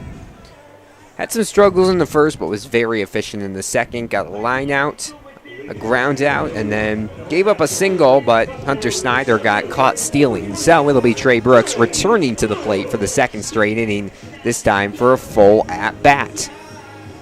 Had a lightning delay here at historic Moeller Field, but we're back in action here. Bottom of the third, first pitch. Breaking ball misses low, and we'll go to a 1-0 count. Brooks came in the 9th inning yesterday to play left field as he pops this one back. Moves it to a 1-1 count. There was a few defensive changes for the Moo in that 9th inning. We've seen them do that the past 2 games against Casper to get the best gloves, as Laux will throw the ball home once a new one from home plate umpire Brendan Moore. Trey Brooks playing with him. He was acting like he was bunting that throw that came home. The 1-1. Hit towards left field down the third base line and will travel foul into the cow pasture. Brooks got a good handle on that slow breaking ball from Laux, but sends it foul and he'll fall behind in the count 1-2. The offering from Laux. Sailed towards right field. The first baseman Waller getting under it and will make the grab in foul territory for out number 1. So both these teams' defenses have found a pattern here in the third inning. Alex Moo Baseball is brought to you in part by Inspro, a Marsh McLennan agency, your partner in managing risk. Your future is limitless. Let Inspro take you there. Go to marshmma.com to learn more. Bridger Coleman coming to the plate. Team leader in RBIs. He has 11 of those on the year. First pitch misses outside to go along with 11 hits. Struck out his first time up in the first, as he awaits the 1-0 offering. That one breaks outside as well, and we'll go to a 2-0. Let's check in my Lightning app, and it's moving off to the east. So What that's you good. like to see? That's good news. A 2-0. Coleman pops this one back, and we'll head towards the fans here. And we'll drop in the front row here of the grandstand at historic Moeller Field. And Coleman will move to a 2-1 count. Steven Espinosa waits on deck. This one slow bouncer towards third. Picking it up and throwing on the run is Ryan, who gets it for a 5-3 putout. So 2 quick outs here for the Moo in the bottom of the third, and Steven Espinosa will come to the plate. Shortstop out of Allen Hancock Community College, committed to play at Charleston Southern next year. It's quite a travel. Yes. First pitch, misses inside. I was reading his commitment article, and he was saying he never really expected to play on that other coast. Grew up in California. His first 2 schools were in California. The 1-0. Pop towards right field. Chasing after it is Palmer, and he will make the catch on the grab. Just crossing into foul territory, and that will be a 1-2-3 inning here in the bottom of the 3rd. We'll head to the 4th, still a 1-1 ball game. This is Fremont Moo Baseball. Get great seats, safer, simpler, and smarter with TicketSmarter. Choose great seats from over 125,000 live events, all backed with a TicketSmarter 100% ticket guarantee. Get your tickets smarter at TicketSmarter.com. Buses, motor coaches, sleeper buses, and double-decker motor coaches. We are able to accommodate any size group, large or small, to any destination, near or far. With almost 30 years in the travel and tourism industry, our reputation for superior safety, impeccable equipment, and unparalleled customer service makes us the right choice for your group transportation needs. Now hiring full and part-time drivers.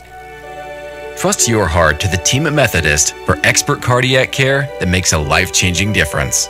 From specialized testing and imaging to comprehensive surgical options, including the most advanced procedures, we provide the personalized care that you expect from the Methodist name.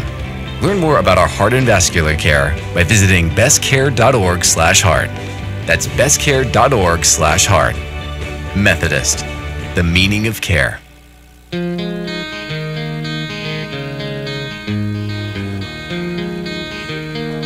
We move to the 4th inning here at historic Moeller Field. A 1-1 ball game between the Moo and the Prospects. After a lightning delay, both these defenses came back strong in the 3rd. There was a Grant Nolleman double play to end the 1st, and since then, 12 straight batters have been retired between Caden Van Hill on the mound for the Moo and PJ Laux on the mound for Nebraska, as Van Hill will take a couple more warm-up pitches and then get to work on the 3, 4, and 5 hitters.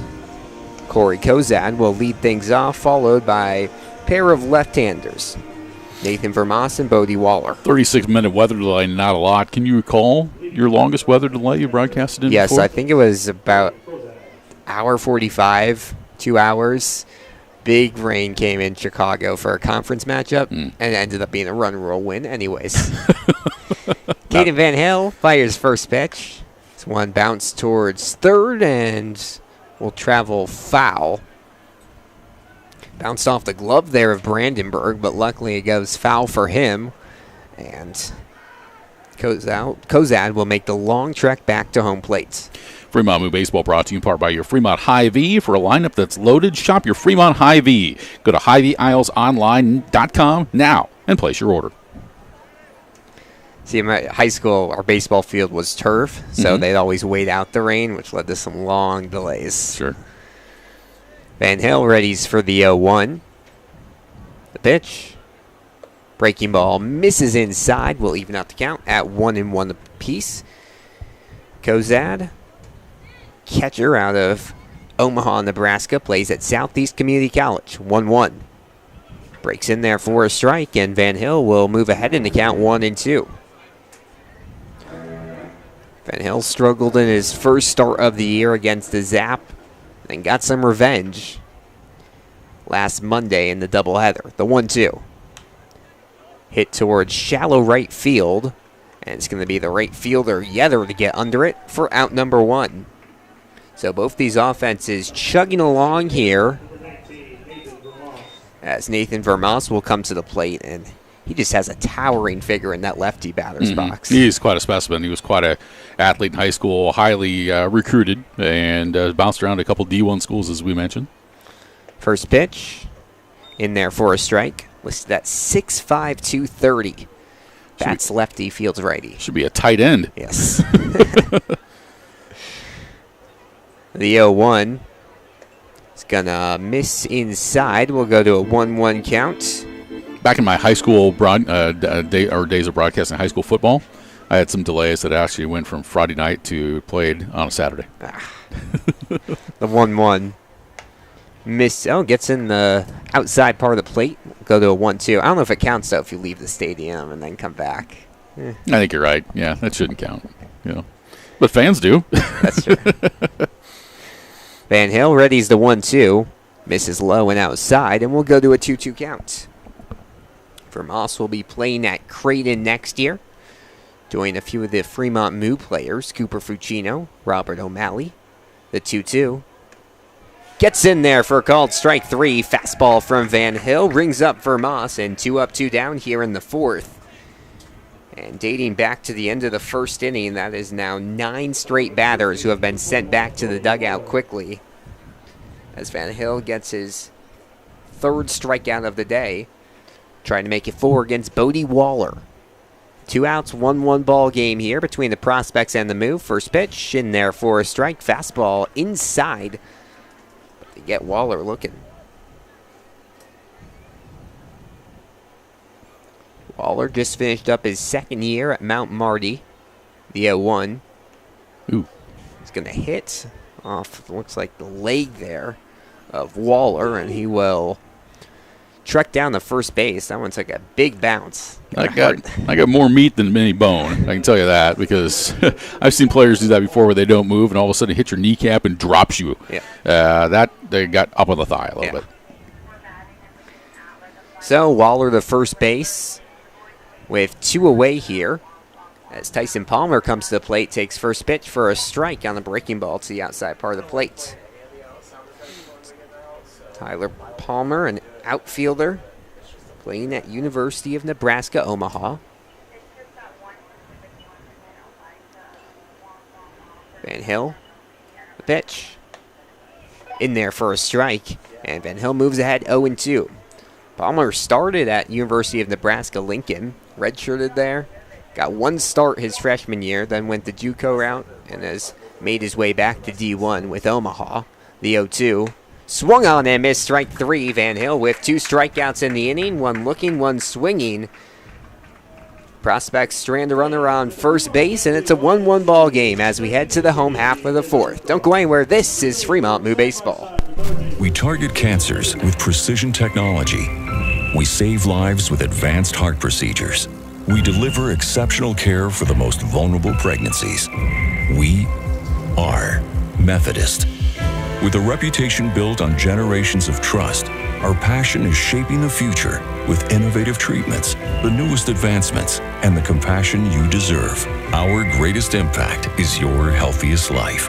Methodist, the meaning of care.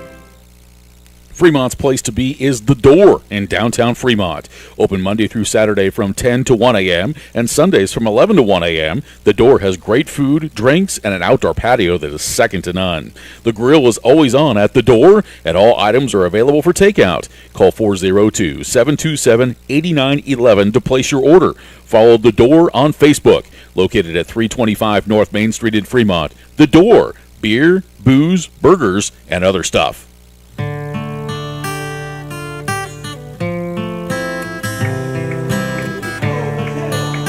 1-1 ball game as we head to the bottom of the 4th here at historic Moeller Field. The Prospects and the Moo all tied up at 1.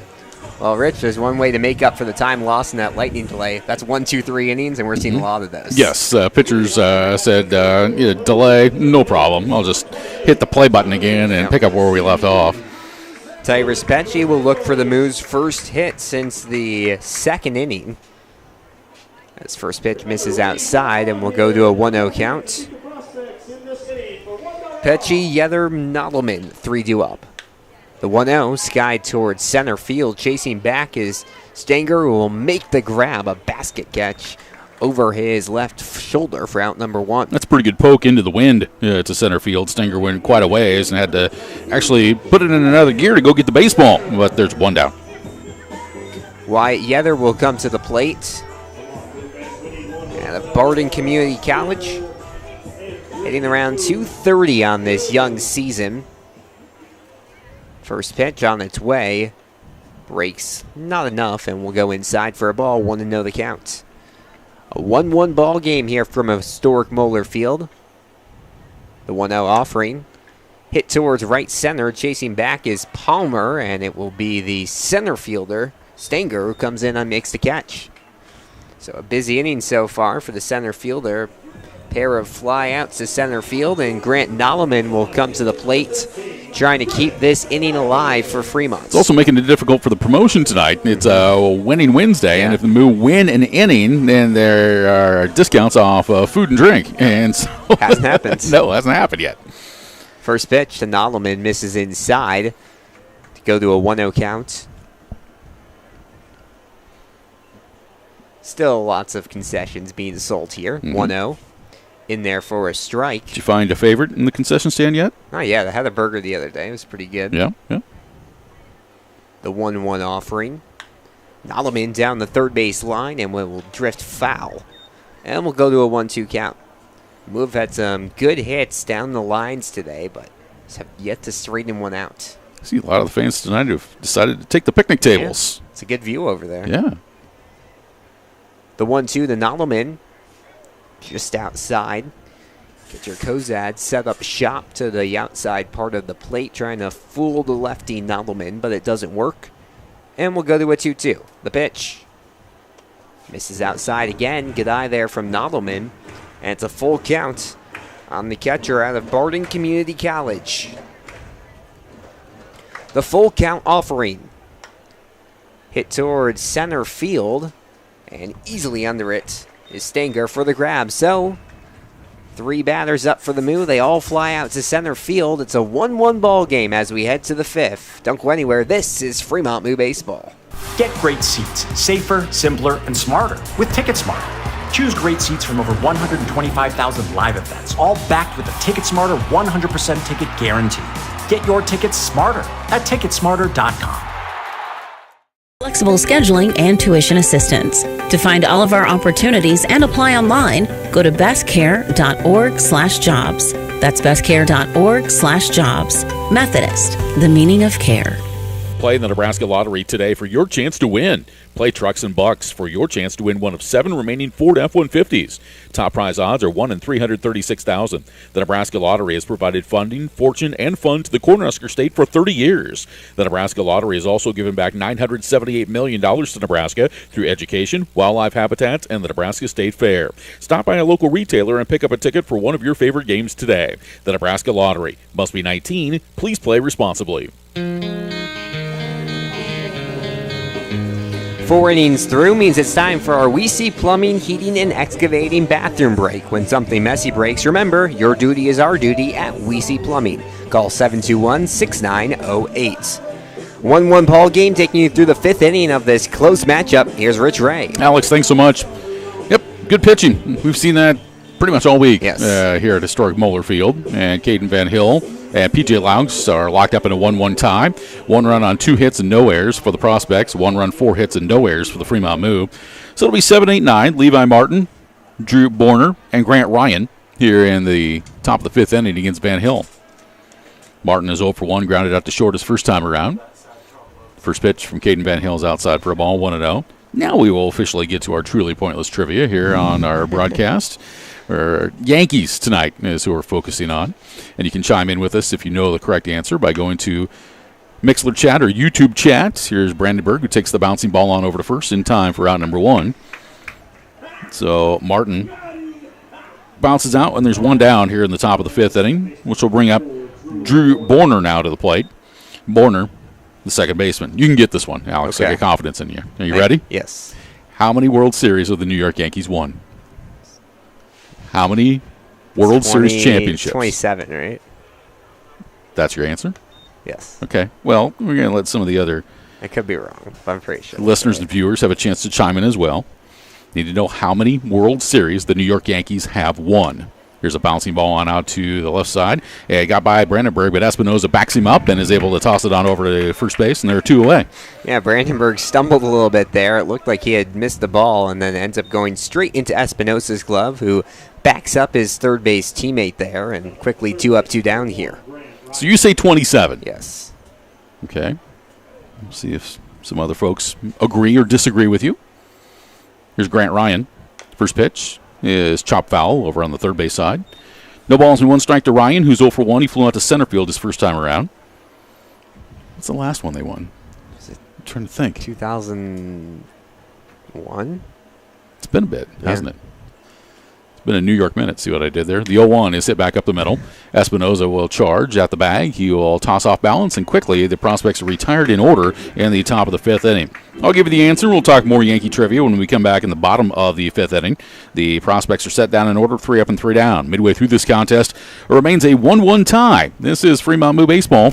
Welcome to Fremont and Dodge County, where we invite you to play, shop, stay, and eat. Dodge County is where your next outdoor adventure is at your fingertips. Did you know that downtown Fremont is also known as the antique capital of Nebraska? Fremont and Dodge County also has many fine hotels, campgrounds, and RV parks to suit any needs. We invite you to come and see why downtown Fremont has been named the most charming downtown in Nebraska by USA Today.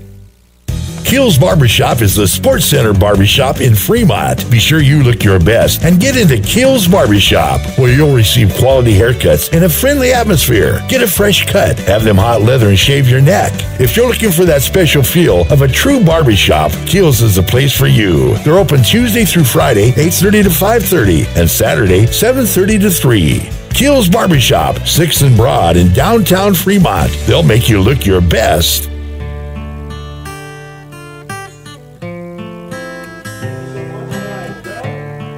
Back at historic Moeller Field in Fremont alongside Alex Burstein, I'm Rich Ray. Fremont Moo and the Nebraska prospects are locked up in a 1-1 tie as we're working right at the bottom of the 5th inning in a contest that saw a 36-minute lightning delay earlier tonight, and it hasn't altered either pitcher so far as they've been on top of their game. And for the Moo in the bottom of the 5th, it'll be the 7, 8, 9 batters, Connor Peterson, Dylan Brandenburg, and Hunter Snyder. And you can chime on with us on our Truly Pointless Trivia here on our broadcast. And just for bragging rights, I wanted to know how many World Series have the New York Yankees won in their franchise history. You can go to Mixler.com chat or to the YouTube chat, and you guessed 27. Is that right? Okay, all right. Well, I'll give you the answer coming up here in just a bit. All right. Connor Peterson will step to the plate here for the Fremont Moo. Peterson is 0 for 1. He lined out softly to second base his first time around. So here's the wind in the first pitch to Peterson, and it is in there for a called strike. No balls and 1 strike to Peterson with Dylan Brandenburg to bat next. The 0-1 pitch from P.J. Laux, and Peterson takes the breaking ball down and in. That got just a hair Brandon Moore, the home plate umpire, but he's fine. 1 ball and 1 strike to count.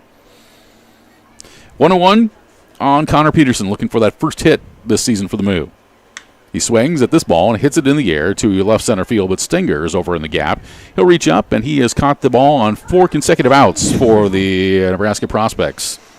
Last night it was the night of the shortstop. Tonight it's the night of the center fielder. So 1 away, and that'll bring Dylan Brandenburg to the plate. I want to remind you, Fremont Moo Baseball is brought to you in part by La Hacienda Mexican Restaurant. La Hacienda serves up Fremont's favorite authentic Mexican cuisine. They're at 3140 East Elk Lane. So you think it's 27 in there, Alex, do. huh? I'm most confident on this one. You're confident? Yes. You feel good about this one? This pitch down low for a ball. Guess what, bud? You're right. 27 World Series championships for the New York Yankees. I'm a numbers guy. Give me number answers. I should give you more numbers as opposed to people. Here is a bouncing ball to short, and it is going to be fielded by Swafford. He tosses on over, and they're quickly 2 away. So 2 down here at the bottom of the 5th to bring up Hunter Snyder. You want me to expand on that particular question? Okay, I will. The Yankees have 27. They have the most. Next? They have the most of all World Series champions. Who's next? It's not the Cubs. It's a National League team. It is a National League team. Yep, it is a National League team. First pitch to Snyder. He swings, hits this ball into, guess where? Center field. And it'll be caught by Blake Stinger. Who? Guess who? St. Louis Cardinals. They got 11 of them. All right? Jeez, this is the players saying we don't want Rich to do trivia. We're speeding this up. We're through 5. It's a 1-1 ball game. We'll hand it back to Alex in just a minute. This is Fremont Moo. Get great seats, safer, simpler, and smarter with TicketSmarter. Choose great seats from over 125,000 live events, all backed with the TicketSmarter 100% ticket guarantee. Get your tickets smarter at TicketSmarter.com. because they're made in Chicago, but they're genuinely authentic, handcrafted designs with individual style. Come in and browse, see how they look on you. At Bloom Optical, where we care about your eye care, your eyewear, and most importantly, we care about you. Succeeding on your terms takes more than ambition, talent, and hard work. It takes a partner that's committed to helping you overcome all the complexities and challenges life throws at you. A partner that leverages the power of the world's largest risk management strategy and benefits firm, and is a part of your world too. A partner like Inspro, a Marsh McLennan agency. At Marsh McLennan Agency, they're built to help you meet the future without limits. See how they can help you thrive at marshmma.com.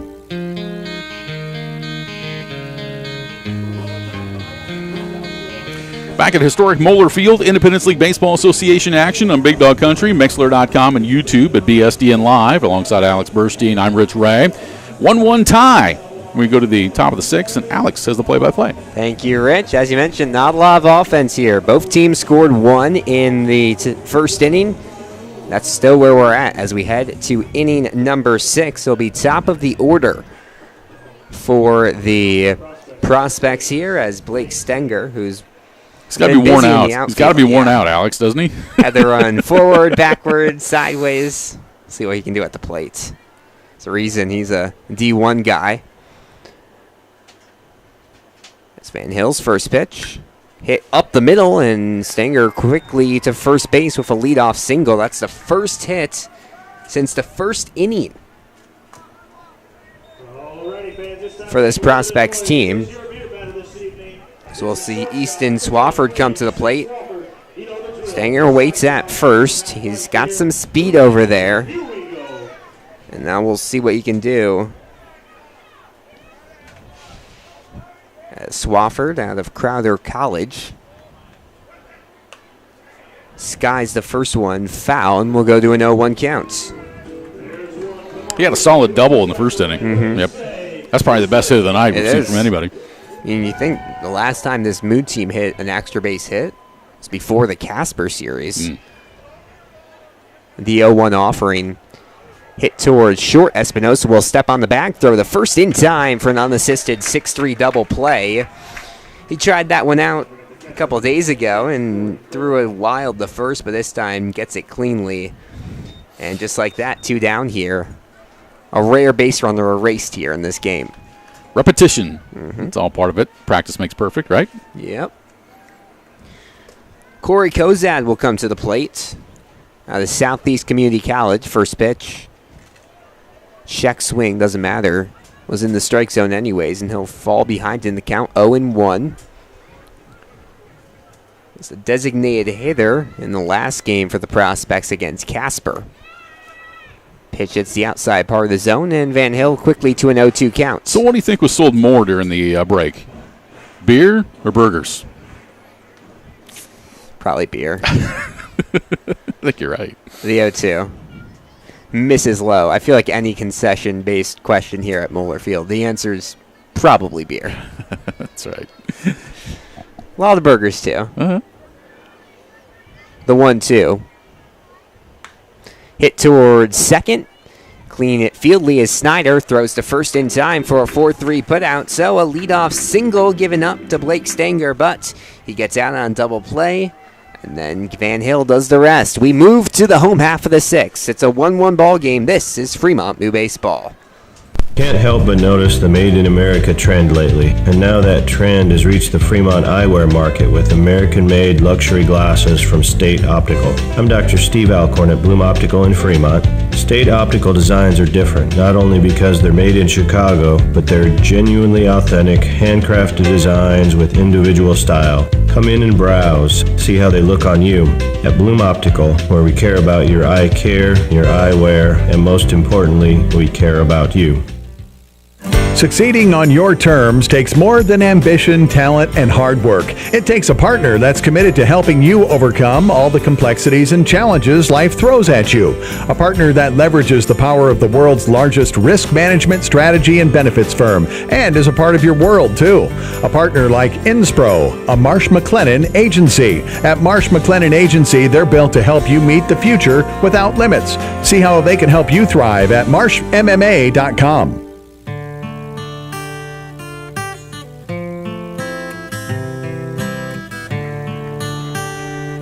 move to the home half of the 6th, a 1-1 ball game here between the Prospects and the Moo.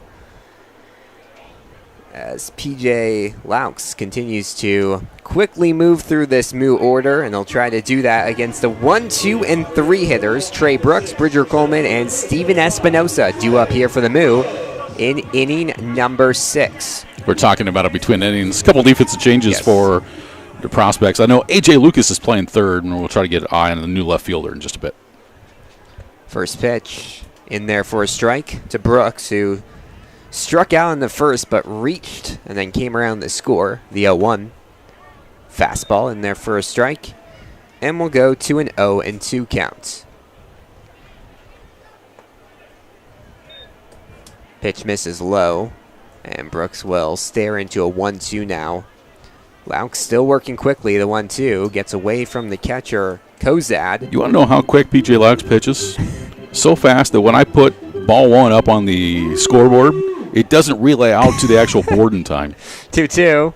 Bounce towards the second baseman and off the glove of a jumping Borner, and safely aboard is Trey Brooks. That's going to be a bad hop single for Trey Brooks. Warner was going to his right, and I hit the lip of the grass and just shot high in the air. And Warner reacted, but he could not come up with it cleanly. Not his fault, but Brooks is on with the single. So the Moo have a hit for the first time since the second inning when Hunter Snyder reached. And it'll be 1 on with no outs for Bridger Coleman.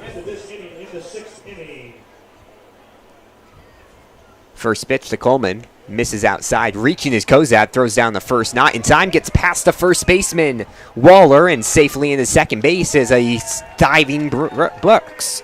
So it'll be a runner in scoring position with no outs for the Moo here in the bottom of the 6th. That'll go as a throwing error on the catcher, Kozad.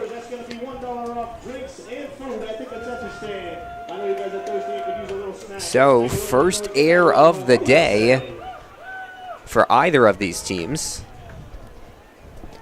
And Brooks in the second base with Coleman, who we know has a knack for RBIs, up 1-0 in the count. The pitch inside.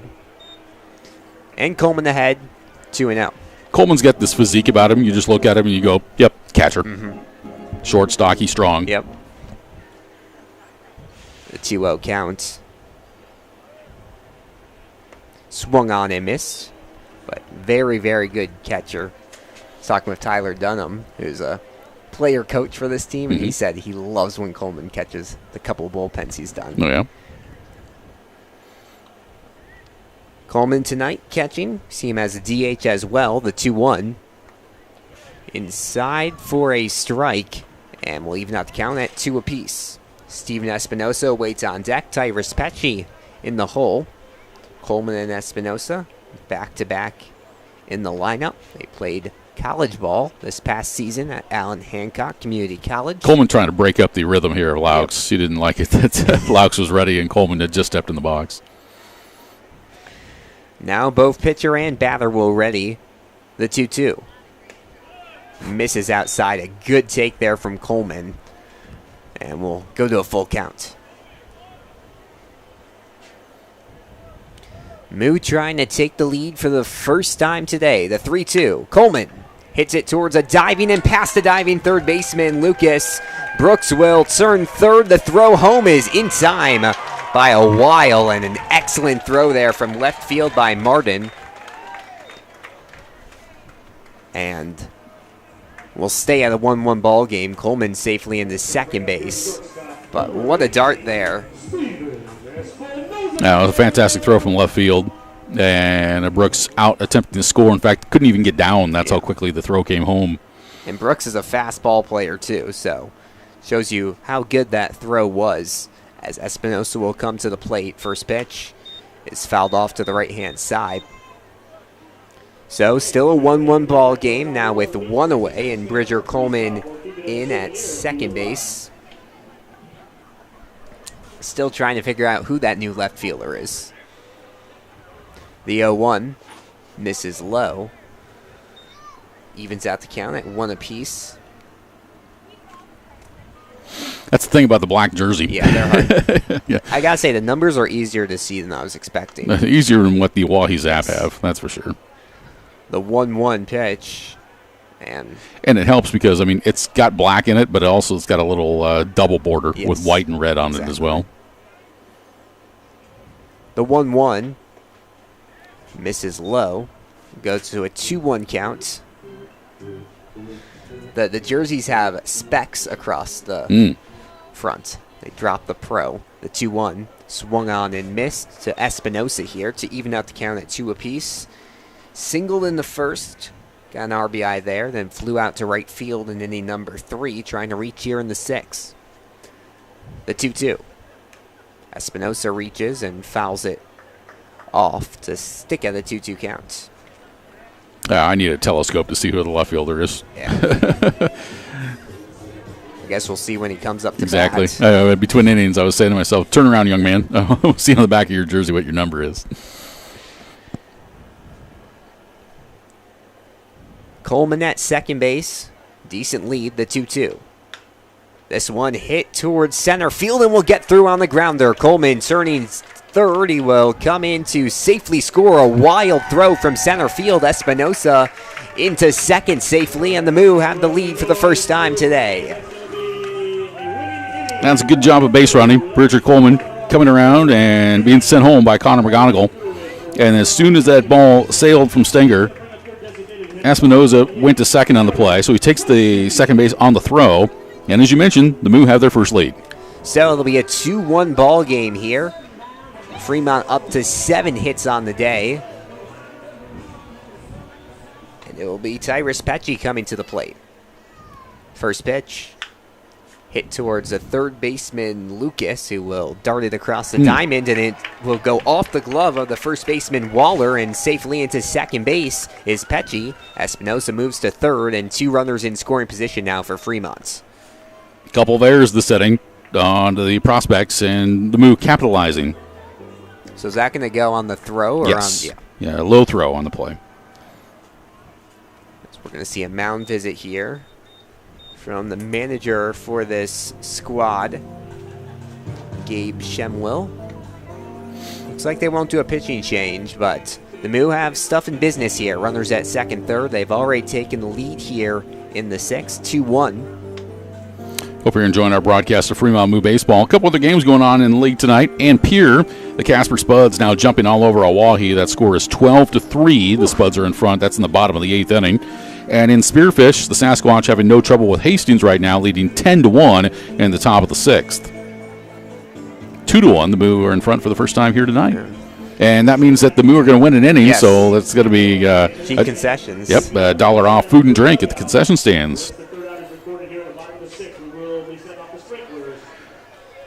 So it'll be Tyrus Pecci coming to the plate. Enter today, hitting 370. Excuse me, Wyatt Yether coming to the plate. Enter today, hitting 231 out of Barden Community College. First pitch. Misses outside, and we'll go to a 1-0 count.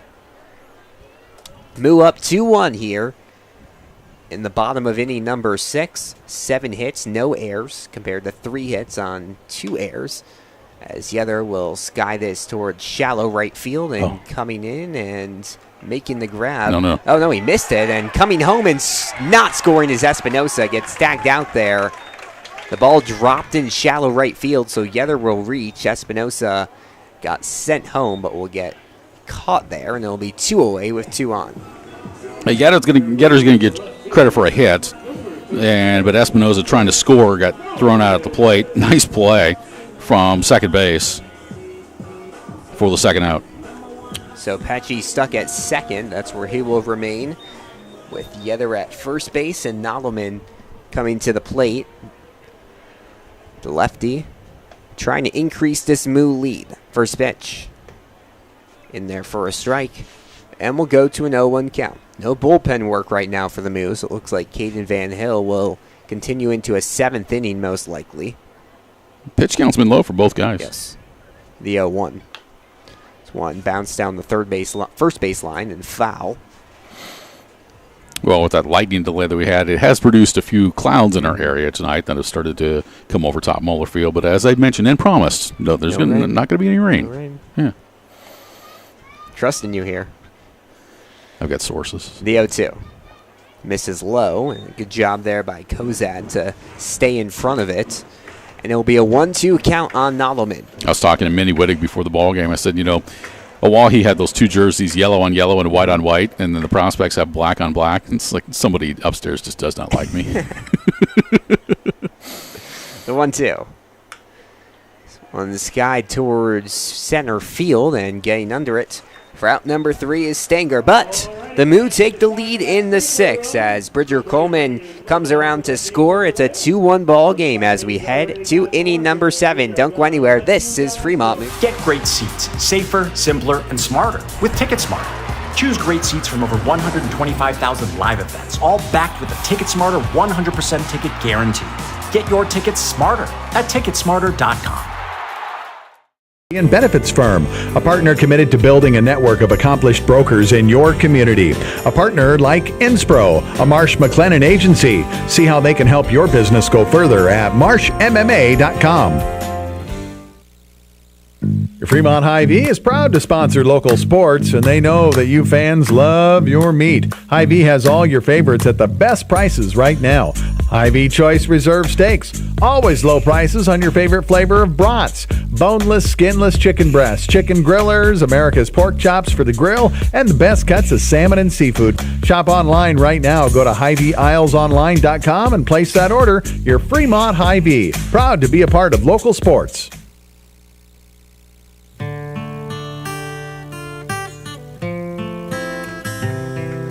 We move to the 7th. The Moo now on top 2-1, and for the first time today, Caden Van Hill will get to pitch with a lead, but he hasn't looked stressed at all pitching in a tie game. He has been excellent. 3 hits given up through 6 innings, just 1 run. And the Moo with a 2-1 lead, trying to earn a 4th straight victory. And it's been the pitching that has won these games for Fremont. Yeah, starting pitching has been significantly dominant so far in these 15 games for the Moo. I think, the only pitcher that really struggled in the start was Caden in one of his first 2 previous starts, but he's been able to bounce back nicely since then. Nathan Vermas will come to the plate. The lefty steps into the batter's box and awaits the first pitch here from Van Hill. First pitch, fouled back, and we'll go to an 0-1 count. The Moo right now have about 7 different starting pitchers. It's true. That's quite a rotation. It is. The 0-1 in there for a strike, and we'll go to an 0-2. And Alex, that's good to have, especially in college summer league ball, because some of these guys that are from the Omaha metro area around Fremont as well, they can't travel because they're actually taking summer school classes at their institution. 0-2 misses outside. I know that Ryan Seaman actually does travel, but he's got an online class that he's taking through Colorado School of Mines. And Ryan O'Malley, Robert O'Malley, is actually taking a class at Creighton. 1-2. Hit towards shortstop Espinosa, who will grab it and throw the first in time for a 6-3 putout for out number 1 here in the 7th. I can think of last year as well when Hayden Lewis was playing for the Moo, and he was taking business administration classes for Nebraska. And he was actually traveling from Utan down to Lincoln to take those classes in person. Wow. And so he couldn't go on road trips. It'll be Bodie Waller at the plate, takes the first pitch towards shallow left center, and under it to make the grab is Grant Nodelman for out number 2. A quick second out here in the top of the 7th, and Caden Van Hill continues to rack up these quick outs here. I think both teams heard us kill the weather delay with our broadcast for 36 minutes, and they said, that's enough of these guys. And get some outs and get things going here and keep them quiet, right? Yep. 8:56, we're under 2 minutes total, even 2 hours total with the game time. Again, if you're just joining us, we had a lightning delay that sent us back 36 minutes in this ball game. Tyler Palmer, first pitch, in there for a strike. On the fastball to the outside part of the plate by Caden Van Hill. And the umpires were able to switch their tops, going from the cream to the black uniforms. Reminds you of tennis players between set changes. The 0-1 fouled back. We can now see who this new left fielder is. Is that Jacob Perrin, number 28? It looks like it is. Yep, that Bellevue East product. So it was Perrin who had that excellent throw in the bottom half of the sixth to keep this at a 2-1 game. This one swung on and missed for strike 3. Van Hill works quickly in the seventh. We'll move to the home half, a 2-1 lead for Fremont. Don't go anywhere. This is Fremont Moo Baseball. La Hacienda Mexican Restaurant, your favorite family-owned restaurant, is offering their family taco pack special. Right now, feed the whole family with 12 tacos, rice, beans, chips, and salsa for only $38. Be sure to check the back of your Fremont Moo tickets for a Moveless discount at La Hacienda. You can get a family taco pack anytime. La Hacienda, 3140 Elk Lane. Call in your family taco pack at 402-721-9909 or order online at lahaciendafremont.com. They cater too. Looking for a nice place to go? A place that's rich with tradition, great service, and atmosphere? A fantastic place where you can go and still carry on a conversation. Maybe shoot a game of pool and enjoy one of the best jukeboxes in town. Silver Dollar is one of the finest places for adult libations at reasonable prices. Join the Silver Dollar family and enjoy, but you need to be 21 or older. See y'all soon, and remember, not everything that glitters is gold, but we're pretty sure it's probably silver at the Silver Dollar, 18th and Bell Street in Fremont.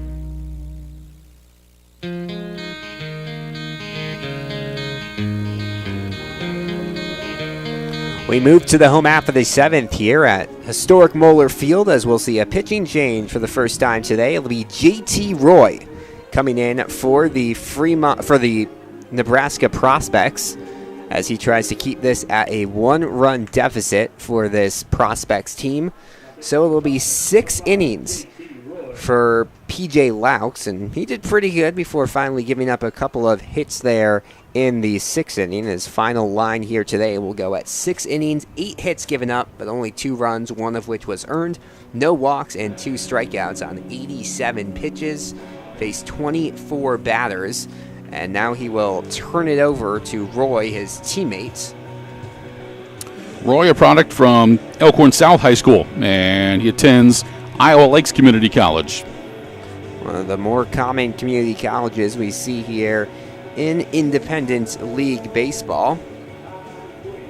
Roy will have to face the bottom of the lineup here for Fremont, 7, 8, and 9 batters. Roy, so far this year, Alex, 5 innings pitched. This is his 3rd appearance, all out of the bullpen, no record. He has given up 8 hits, 3 runs, struck out 3 and walked 3, ERA 4.2. So that's what the Moo will work with here in the bottom of the 7th. Once again, the Moo pitching will need 6 outs to get out of this with a victory. Some nail-biting games at historic Moeller Field on this homestand. First pitch from the righty Roy is in there, is high for a ball, and we'll go to a 1-0 count. I just saw Ben Asher talk to Brandon Moore again. You know what happened last time around, don't you? Mm-hmm. We had a weather delay. The 1-0 goes high again, and we'll go to a 2-0 count. Makes me wonder if might be some clouds starting to build up in the area. This will be some bullpen action for the Moo. Pitch misses for a ball, and Peterson ahead in the count, 3-0. Still chasing after that first hit of the game, but he'll take a reach of any sort, as he'll take another ball and a 4-pitch walk here for Connor Peterson, and the leadoff man aboard here in the 7th for the Fremont Moo. Alex, it looks like it is Luka Vukcevic, who I believe is maybe warming up down to the bullpen right now. Haven't seen him in a while, but he's had a couple of quality appearances so far this season for Fremont. I want to remind our listeners and viewers that Moo Baseball is brought to you in part by the Silver Dollar. If you stop in the Silver Dollar and say beer batter, you get your first domestic beer for only $2. We talked about how good the starting pitching was in the Casper series, but the relief pitching was also on point. Justin Bowman, Alex Oliver, Hayden Kelberlau combined for 5 scoreless innings. This pitch misses high. To Dylan Brandenburg with 1 on and a 1-0 count here in the home half of the 7th. The 1-0 pitch misses low. Kelberlau was perfect in 2 innings, 6 up, 6 down to close out last night. He's the team leader now in saves with 2 of those. Got one on the opening trip. and picks up one at home. 2-0 hits the outside part of the plate. We'll go to a 2-1 count. Peterson awaits at first base. On deck for the Moo, the 9-hitter Hunter Snyder. Fremont trying to get some insurance here. The 2-1. This one hit into the gap towards right field and safely in the first base with a single. Here is Dylan Brandenburg, who has his first hit of the day. That is what batting practice does for you. And what I mean by that is that in BP, you're not out there just to see if you can hit the ball over the fence. You're to spray the ball to the opposite sides and work on that. Brandenburg kept the head down, right on the ball, was able to extend the hands, go the opposite way, and came up with that solid hit to put runners at first and second. So 2 on with no outs for Hunter Snyder, who already has a hit on the day. He shows bunt and sends it over the netting here. And some fans will chase after the foul ball. 0-1 the count on Hunter Snyder. Now, this is the part of the offensive game the Moo do not work on in batting practice, is the bunt. We've talked about that before. So we'll see if Snyder tries it again. An 0-1 count on the freshman out of Columbia University. Shows bunts again, lays it down right back to the pitcher, who can't field it cleanly, and safely into first base off the air is Hunter Snyder. Yep, Roy just got out in front of himself that time. He was a little anxious. Third error in the last 2 innings here on the prospects.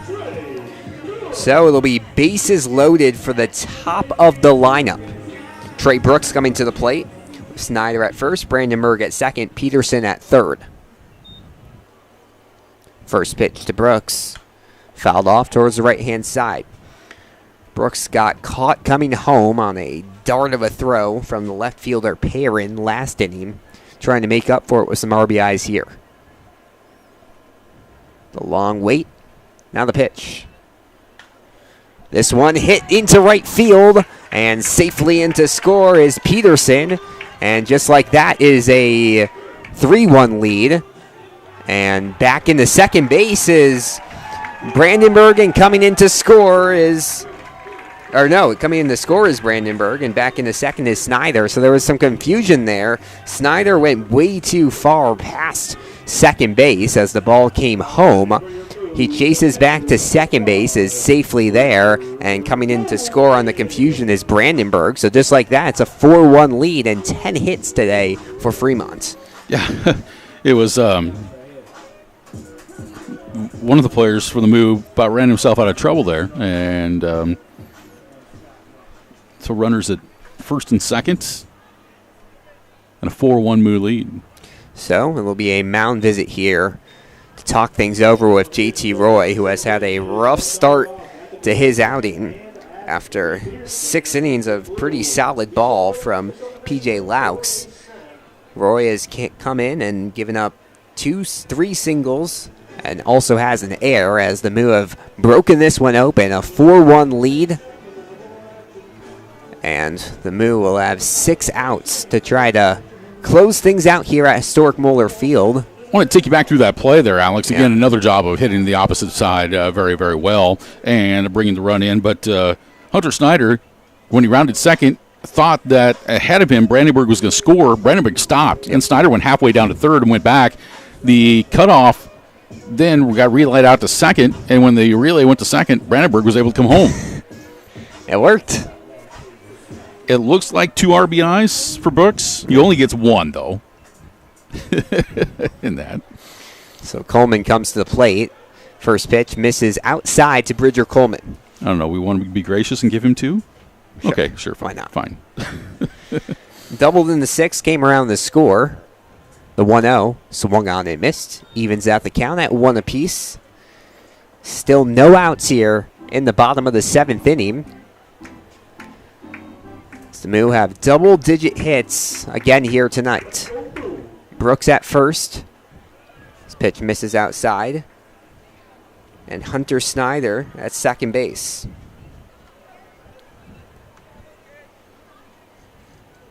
Steven Espinosa on deck as Coleman awaits the 2-1 offering. Misses outside. And we'll go to a 3-1.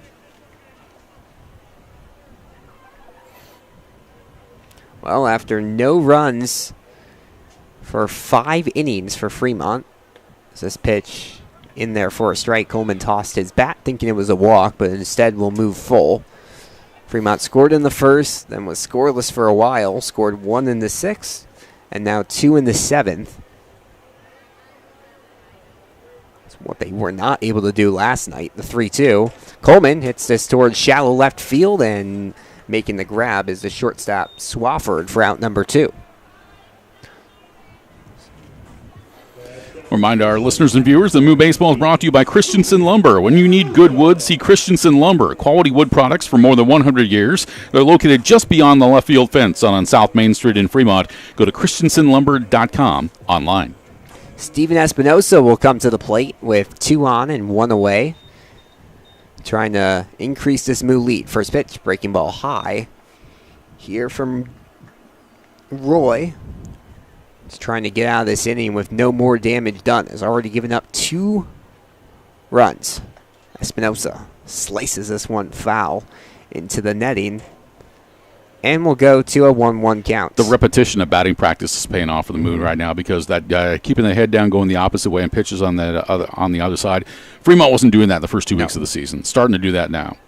1-1.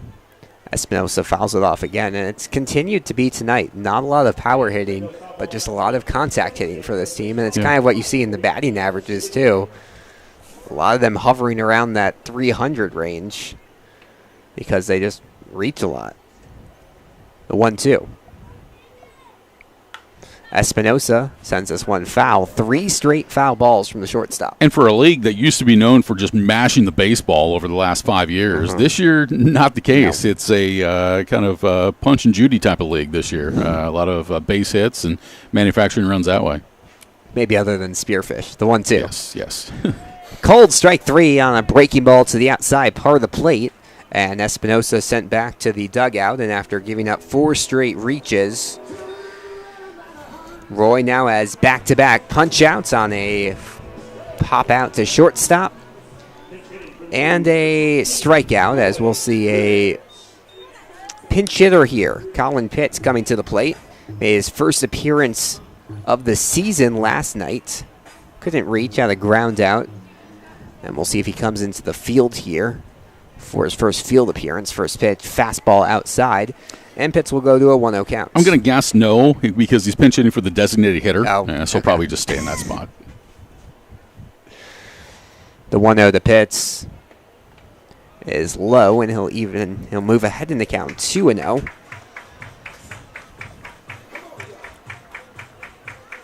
Pitts out of Centenary College, a Lufkin, Texas native. The 2-0. Misses inside. Was battling with injuries for the first few weeks of the season, but he's gotten healthier and now gives the Moo another option in the infield. A little lightning off to our east over by the Kennard area. That's a good 10 miles from here. 3-0 count. Gets in there for a strike. Well, with this weird weather, it's caused some beautiful skies. Pink and purple above us as the sun sets here in Fremont. Almost Moo color like, right? Yeah, exactly. Yeah, a little purple, a little sign. Orange. Mother Nature rooting for Fremont here. The 3-1. Pitts sends this one into the glove. Oh, past the glove of a first baseman, Waller. And he's got his first hit of the season, and coming home to score on a wild throw is Snyder. So Pitts will go to second. Brooks is to third, and the Moo have a 5-1 lead. Some wacky plays here in the 7th. Yeah, Snyder able to come around and score. And then a turnaround throw, and then JT Roy did not back up the throw to home. And so runners at second and third with a run in. 5-1, the Moo in front. Wyatt Yether comes to the plate, trying to keep this inning going. So Peterson, Brandenburg, and Snyder have all scored this inning as first pitch misses for a ball. 1-0 the count. To Moo with 3 this inning to move a 2-1 lead to a 5-1 lead. They're now up to 11 hits on the day. Pitch misses low. Goes to a 2-0. Also makes it another discount inning. Yes. For Winning Wednesday. It does. Moo win another Fans inning. starting to line up. Yep. Getting the concession stand for $1 off food or drink. 2-0. Popped off to the right-hand side by Yether. Barden Community College product on the day. 2 singles in the 6th and the 1st. Flew out to center in the 4th. Pitts awaits at second base. Brooks at third. The pitch sent towards right field. Diving and missing it is Palmer. And another hit here for the Moo. It's their 12th of the day. Brooks will come in to score, as will Snyder. As will Pitts. And it's a 7-1 game. Kind of all comes in bunches, doesn't it? Yep. 1 run in the 1st, 1 in the 6th, and now 5 in the 7th for Fremont. This one quickly escaping away from the prospects. Nudelman takes first pitch in there for a strike. So 2 singles to start the inning. Then air on the pitcher allowed Snyder to reach. The pitch in there for a strike. Nudelman down 0-2. Trey Brooks reached via single. Pop out by Bridger Coleman. Strikeout by Espinosa. And now back-to-back singles have the Moo back in business. Pitch high. Can't get Nudelman to chase. And we'll go to a 1-2. Moo plate discipline getting better and better as the season goes on. Less chasing. The 1-2. Nudelman swung on and missed on outside fastball.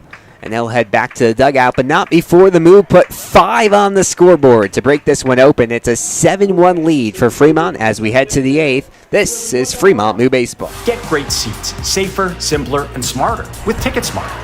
Choose great seats from over 125,000 live events, all backed with a TicketSmarter 100% ticket guarantee.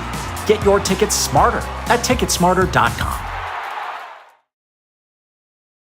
For quality materials, more contractors and woodworkers will tell you Christensen Lumber is the best choice to find quality cuts of lumber. Since 1923, Christensen Lumber. It's where the pros go. 714 South Main, just past the left field wall at Moeller Field. Lincoln Premium Poultry is excited for Fremont Moo Baseball this summer. Hey, you're looking for a new opportunity? You can hit it out of the park with a job at Lincoln Premium Poultry. With a fantastic culture, great pay and benefits, and room for growth, Lincoln Premium Poultry is one of Fremont's best destinations for summer fun and employment. Just go to LincolnPremiumPoultry.com right now and check out all the job opportunities available.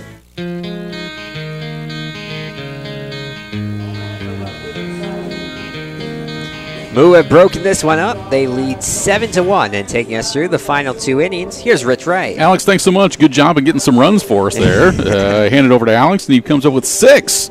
Didn't even swing a bat. 7-1. Fremont with the lead as we go to the top of the 8th inning. For the Moo, or I beg your pardon, for the prospects, it'll be 7, 8, 9 in the order. Perrin, Borner, and Ryan against Caden Van Hill, who works his way into the 8th. He's only at 78 pitches. Saw Dreesen go over 100 the other day. When you have 7 starters, you can let a lot of rest come for your starting guys, and Van Hill showing no weakness here. This will be Perrin's first at-bat this evening as he swings at the first pitch from Van Hill and misses. No balls and 1 strike.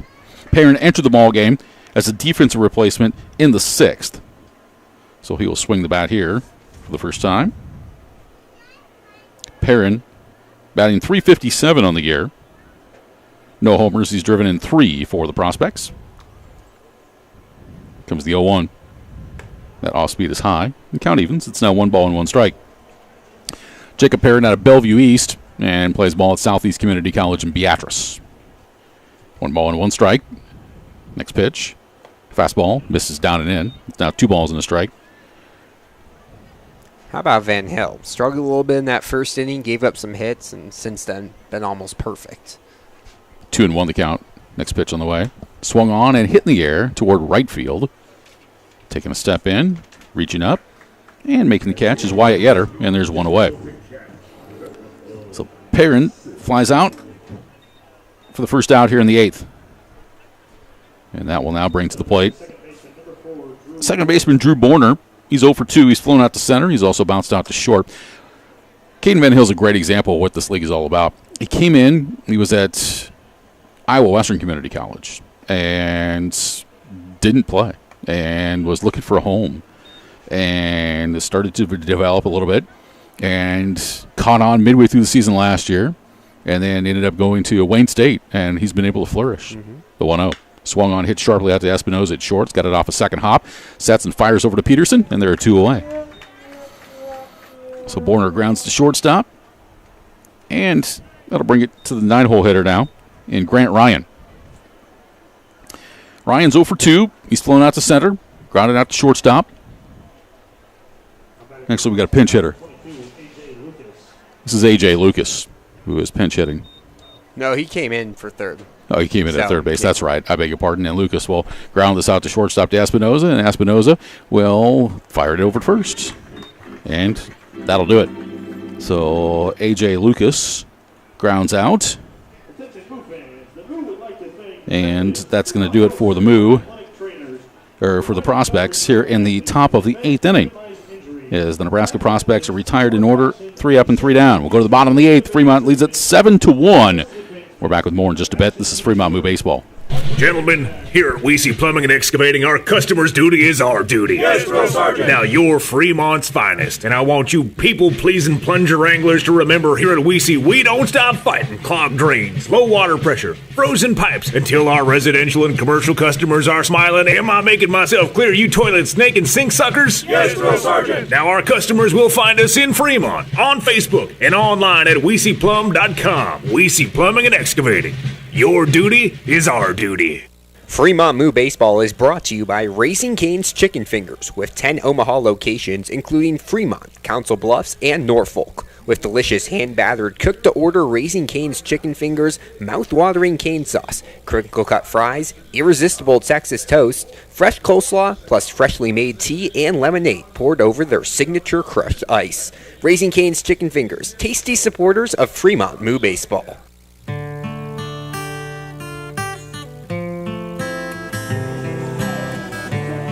We hope you're enjoying our broadcast of Fremont Moo Baseball on Big Dog Country, 98.9 FM, 1340 AM, KHUB, Fremont, Nebraska, AM and FM, and also online at Mixler.com, and our video streaming live tonight on YouTube on BSD and Live alongside Alex Burstein. I'm Rich Ray. We work our way to the bottom of the 8th inning. The Fremont Moo lead the Nebraska Prospects 7-1. And we're able to take control of this one here last inning as they sent 9 batters to the plate and scored 5 runs. Here's Connor Peterson, who will lead things off. Peterson, 0 for 2. He drew a walk, scored a run in last inning. J.T. Roy's first pitch, and Peterson swings and misses at a breaking ball. No balls and 1 strike. 0-1 to Peterson. Brandenburg and Snyder scheduled to follow for Moo here in the bottom of the 8th. The 0-1. And Peterson swings at another breaking ball and misses. And he's down to the countdown, no balls and 2 strikes. Yeah, this is the part of the lineup that got that rally going last inning for Fremont. Trying to do something similar here. J.T. Roy set, and the 0-2 on the way. Fastball high and outside. It's now 1-2. These two teams back at it again tomorrow night, 7:05. Thirsty Thursday here at historic Moeller Field tomorrow night.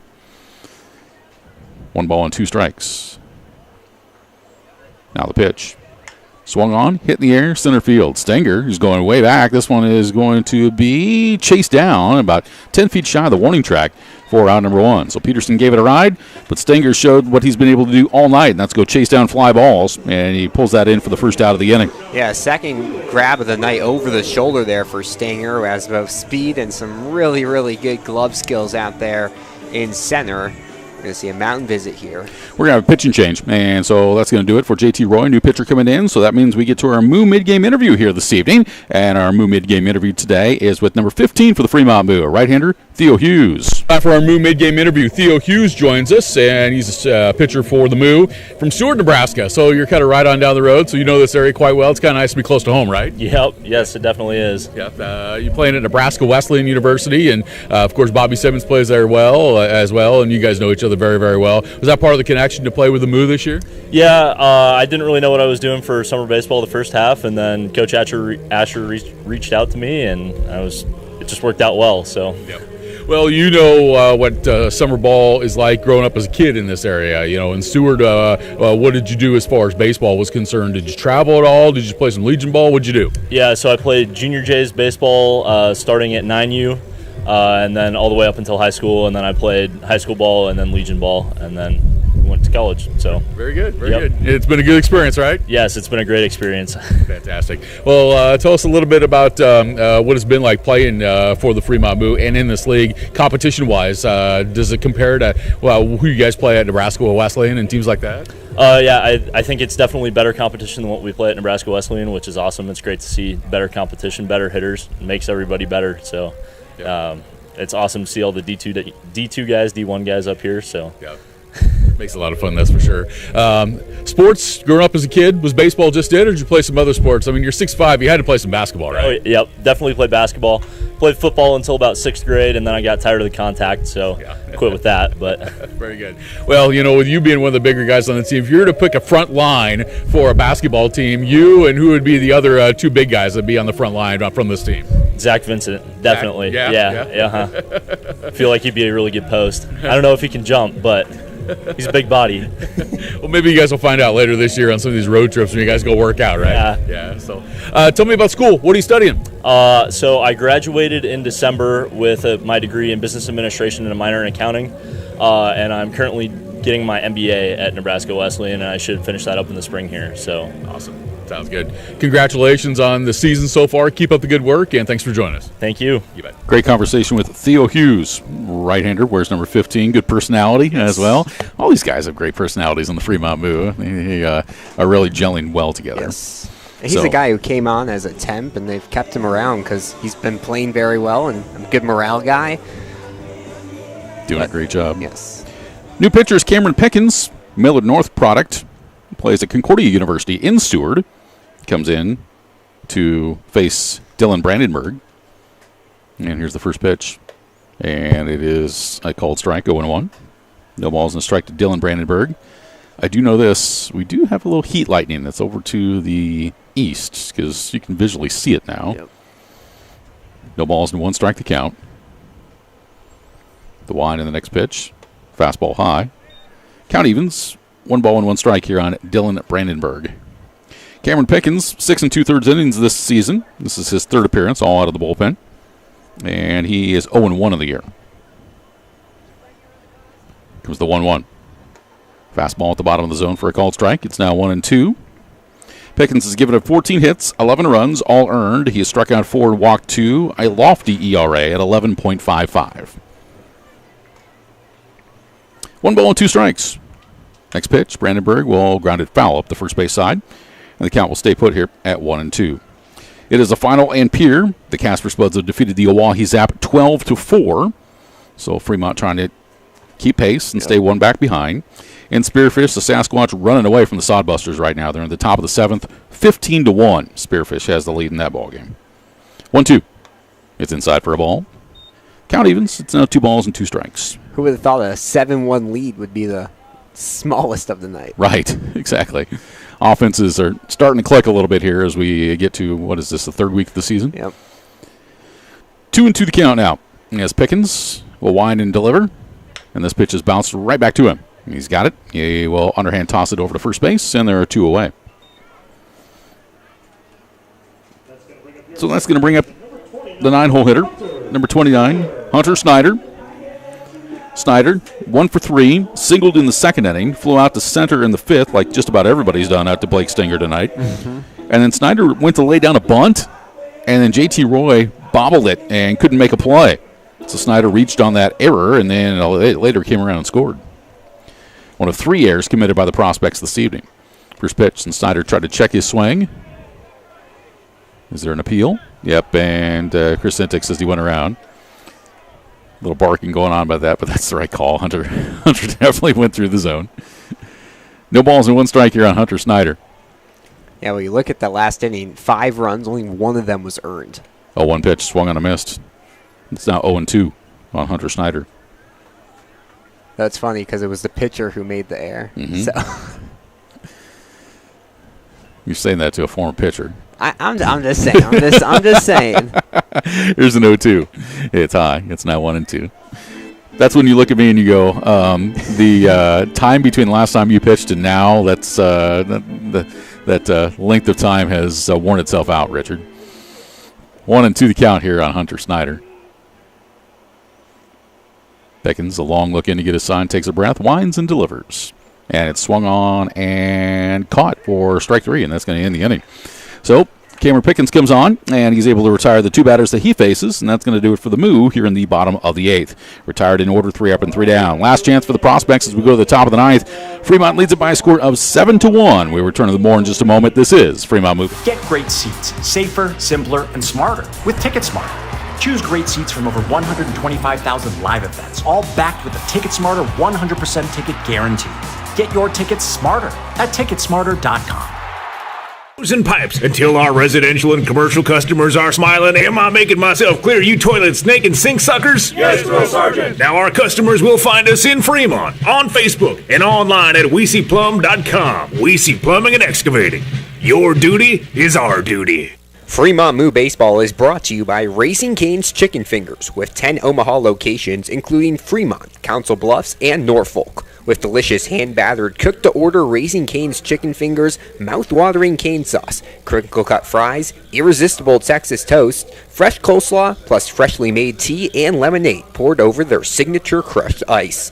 Raising Cane's Chicken Fingers, tasty supporters of Fremont Moo Baseball.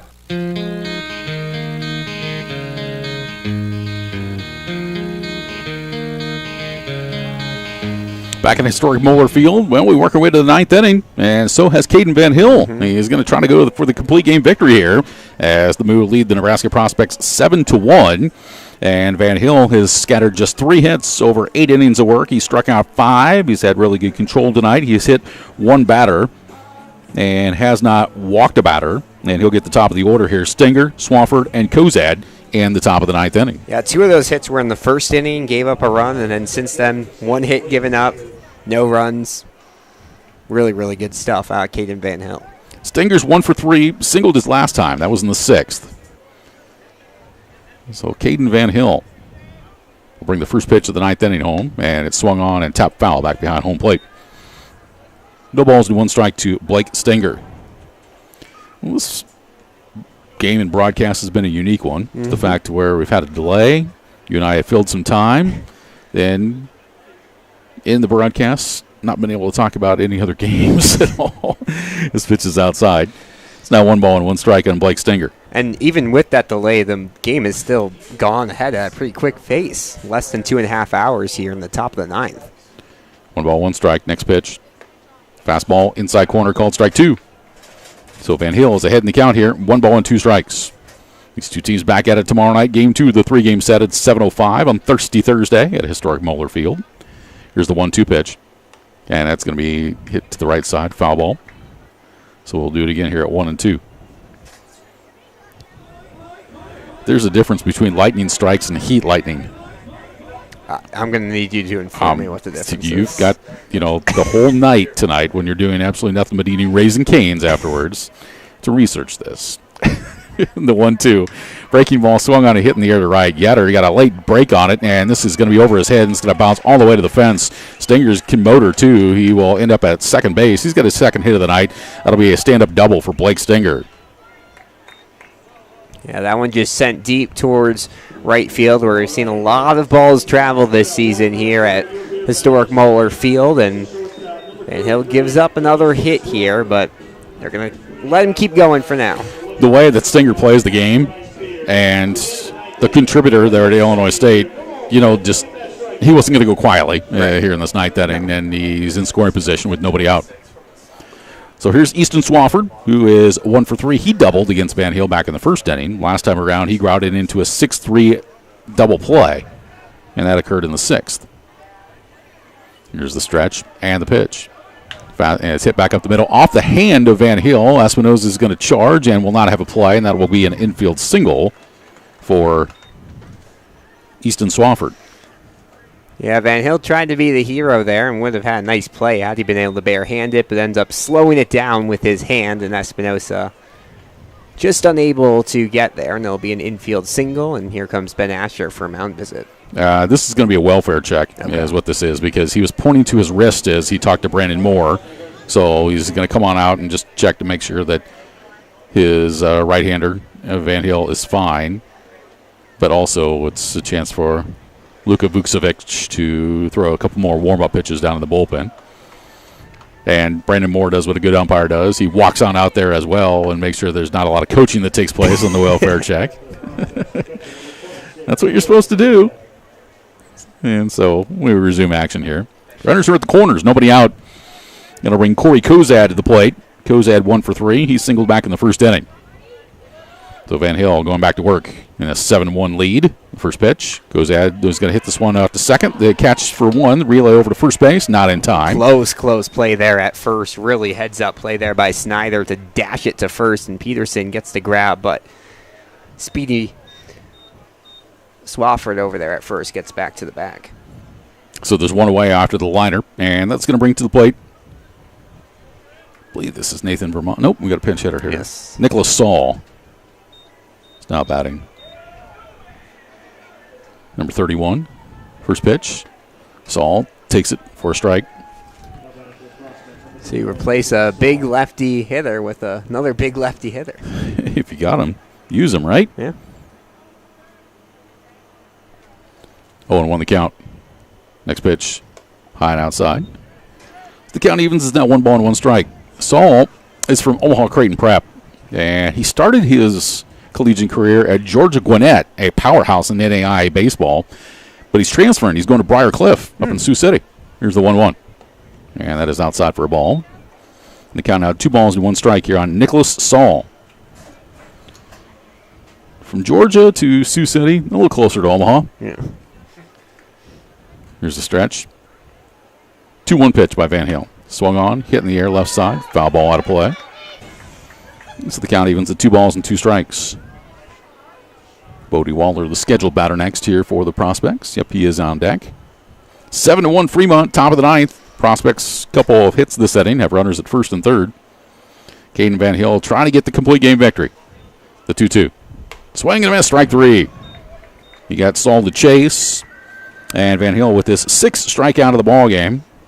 And there are 2 away. Yeah, he's thrown 8 2/3 innings, but has lost not a lot of velocity on that fastball. Hammers that one home. That was what was working so well for him in the early innings, and now using it to try to close the door. So the Prospects are down to their final out. First pitch to Bodie Waller. The fastball at the top of the zone for a called strike. 0-1 to Waller, who is 0 for 2 tonight. Flew out to left field his last time around. Stinger's at third. Swafford's at the first.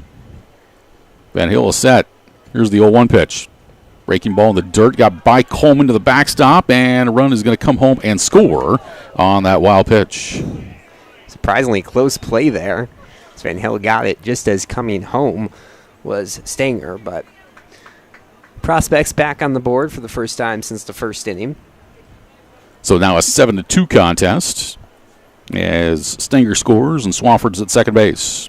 100th pitch of the night for Van Hill. The 1-1. It's down and in. And the Moo have the luxury to be able to do this with their starters because, with that pitch count limit in the league, if you got 7 starters, you're going to sit for 6 days exactly. at least. Might as well. Yeah. Here comes the 2-1. That's high. Count now 3 balls and a strike. Tyler Palmer will be next. Luka Vukovic is patiently standing on the bullpen rubber saying, am I going to get a shot or maybe not? Here comes the 3-1. And that is outside for ball 4. So Waller draws the walk. And that'll put runners at first and second. Let's see if Coach McGonigal and Coach Asher elect to go one more batter here with Caden Van Hill. Tyler Palmer coming to the plate. You can see McGonigal over there in the dugout. He's thinking. Yeah, he's pacing a little. He's looking down to the bullpen, but you'd like to see Van Hill get the last out here. First pitch to Palmer. Swung on, hit to the left side toward third. Brandenburg's got it. He'll go to second for the force, and that's the Moo victory right there. As the fielder's choice, Tyler Palmer ends up hitting into the fielder's choice, and Waller is forced out 5-4 for out number 3. And once again, the cow jumps over the moon. The Fremont Moo pick up the victory. They defeat the Nebraska Prospects tonight at historic Moeller Field. The final score in this one this evening is Fremont 7 and the Nebraska Prospects 2. Stand by. Our postgame report is coming up next. This is Fremont Moo Baseball. All right, Sean Callahan here for Tommy's Express Car Wash on East 23rd in Fremont. Have you given the Unlimited Tommy Club a try? Just download the Tommy's Express app, and guess what? When you download it now, you get your first month free. That's the Tommy Club, keeping your car clean every day. Wash as many times as you want each month. The Tommy Club starts at just $24.99 per month. Sign up today at Tommy's Express Car Wash in Fremont. Buffalo Wild Wings is your headquarters for great food, cold drinks, and is the place to sit and watch the game. Wings, tenders, burgers, sandwiches, and wraps, tacos, and more. You get to try one of B-Dub's fantastic sauces. B-Dub's takeout and delivery is now Buffalo Wild Wings Go. For a limited time, add a 6-count of traditional or boneless wings and get them for free using promo code GOWINGS on all orders of $10 or more. Located at 1220 East 23rd Street, Suite 300 in Fremont. Buffalo Wild Wings. Wings, beer, sports. If you're in need of lawn equipment products or repair, contact the professionals at Extreme Outdoor Power at 805 South Broad Street in Fremont. Bring in your lawn equipment and get a same-day free estimate. Call 402-721-1905 for more information or to set up an appointment. Plus, check out the power equipment accessories Extreme Outdoor Power has available. You'll see why Extreme Outdoor Power is the #1 choice for lawn mowers, competitive pricing, customer care, financing, and free estimates. Open Monday through Friday from 8 to 5 and Saturdays from 9 to 3. Extreme Outdoor Power, where they don't sell just mowers, they sell lifestyles. Book your next hotel stay at the Super 8 by Wyndham in Fremont. Conveniently located just minutes from historic downtown Fremont, the Fremont Splash Station, and the Fremont State Lakes. Our pet-friendly hotel offers affordable accommodations with easy access to all of our area's major attractions, including shopping, restaurants, and a multitude of outdoor activities the whole family can enjoy. Located at 1250 East 23rd Street. Book online now at wyndhamhotels.com/Super8. Windstar Lines is a family-owned and operated charter bus company that has been serving customers nationwide since 1995. With 12 hubs across the U.S. and a varied fleet including minibuses, motor coaches, sleeper buses, and double-decker motor coaches, we are able to accommodate any size group, large or small, to any destination near or far. With almost 30 years in the travel and tourism industry, our reputation for superior safety, impeccable equipment, and unparalleled customer service makes us the right choice for your group transportation needs. Now hiring full and part-time drivers.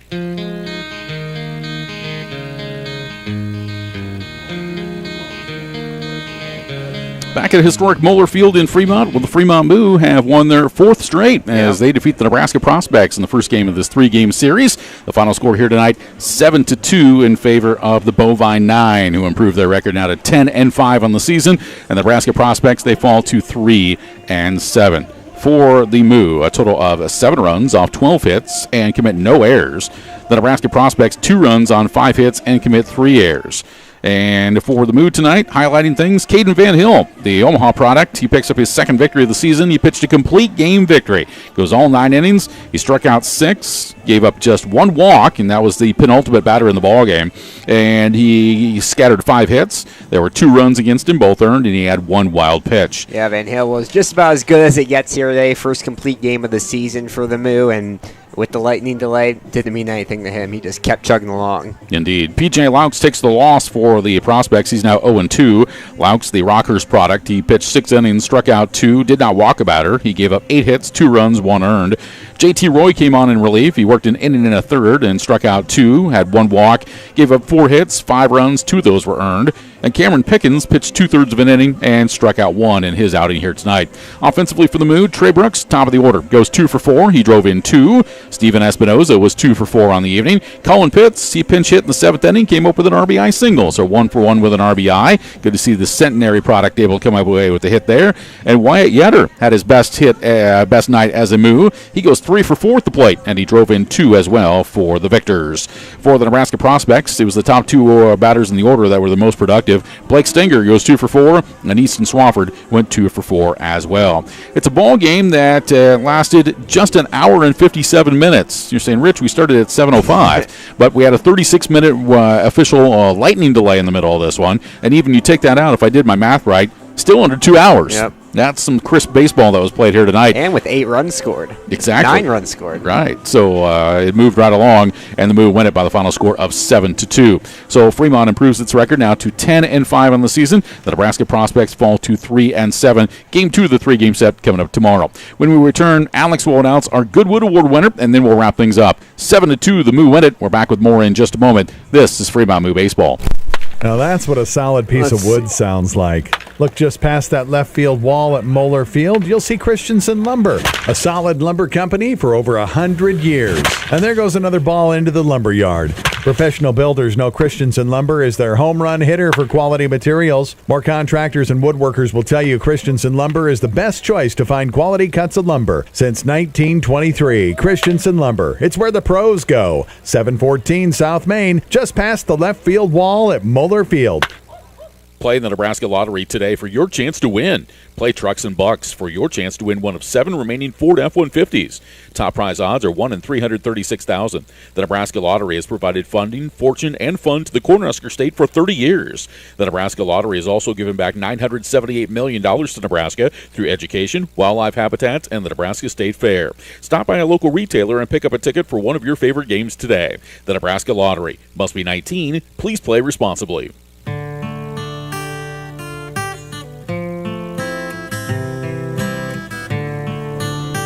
Back at historic Moeller Field in Fremont with Alex Burstein, I'm Rich Ray. 7-2, the Fremont Moo win it behind a complete game victory from Caden Van Hill, who picks up his second win of the year, and the Moo now go to 10-5 on the season. Time now to announce the Goodwood Award, and it's presented by Christensen Lumber. Quality wood products for more than 100 years. They're beyond left field on South Main Street in Fremont. That's ChristensenLumber.com online. Alex, who you got? Well, pitching was the star today, but Wyatt Yether had a very, very impressive 3 for 4 day out of right field, and the biggest hit was 2 RBI single in the 7th. That brought home the final 2 runs of the game for Fremont, increased the lead to 7-1, and the Moo end up getting it done 7-2. So the Moo work around a little lightning here, some actual official lightning strikes that occurred early in the contest, and there's a little heat lightning off to the left right now. So the Moo able to work between Mother Nature to come away with the victory, and 7-2 ends up to be the final score in this one here tonight. So the Moo improved to 10-5 on the season as the Nebraska Prospects fall to 3-7. So let's go ahead and take a look at the scores for currently in the Independence League. One final aside from this, and Casper a winner at Oahe tonight by a score of 12-4. So the Moo still 1 game behind the Spuds and for first place in the Independence League. The Spearfish Sasquatch lead the Hastings Sodbusters in Spearfish 15-2, and that ball game is in the top of the 8th inning.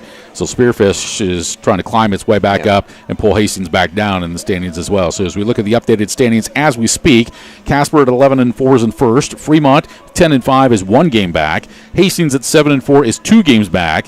And Spearfish at 8-8, 3.5 games behind. And then Oahe, the other qualifier in the league, is 3-14 and 9 games back. So that's a look at the standings as we speak at this particular time. Before I wrap things up for you this evening, let's go to the National Sports Scoreboard and see what's going on.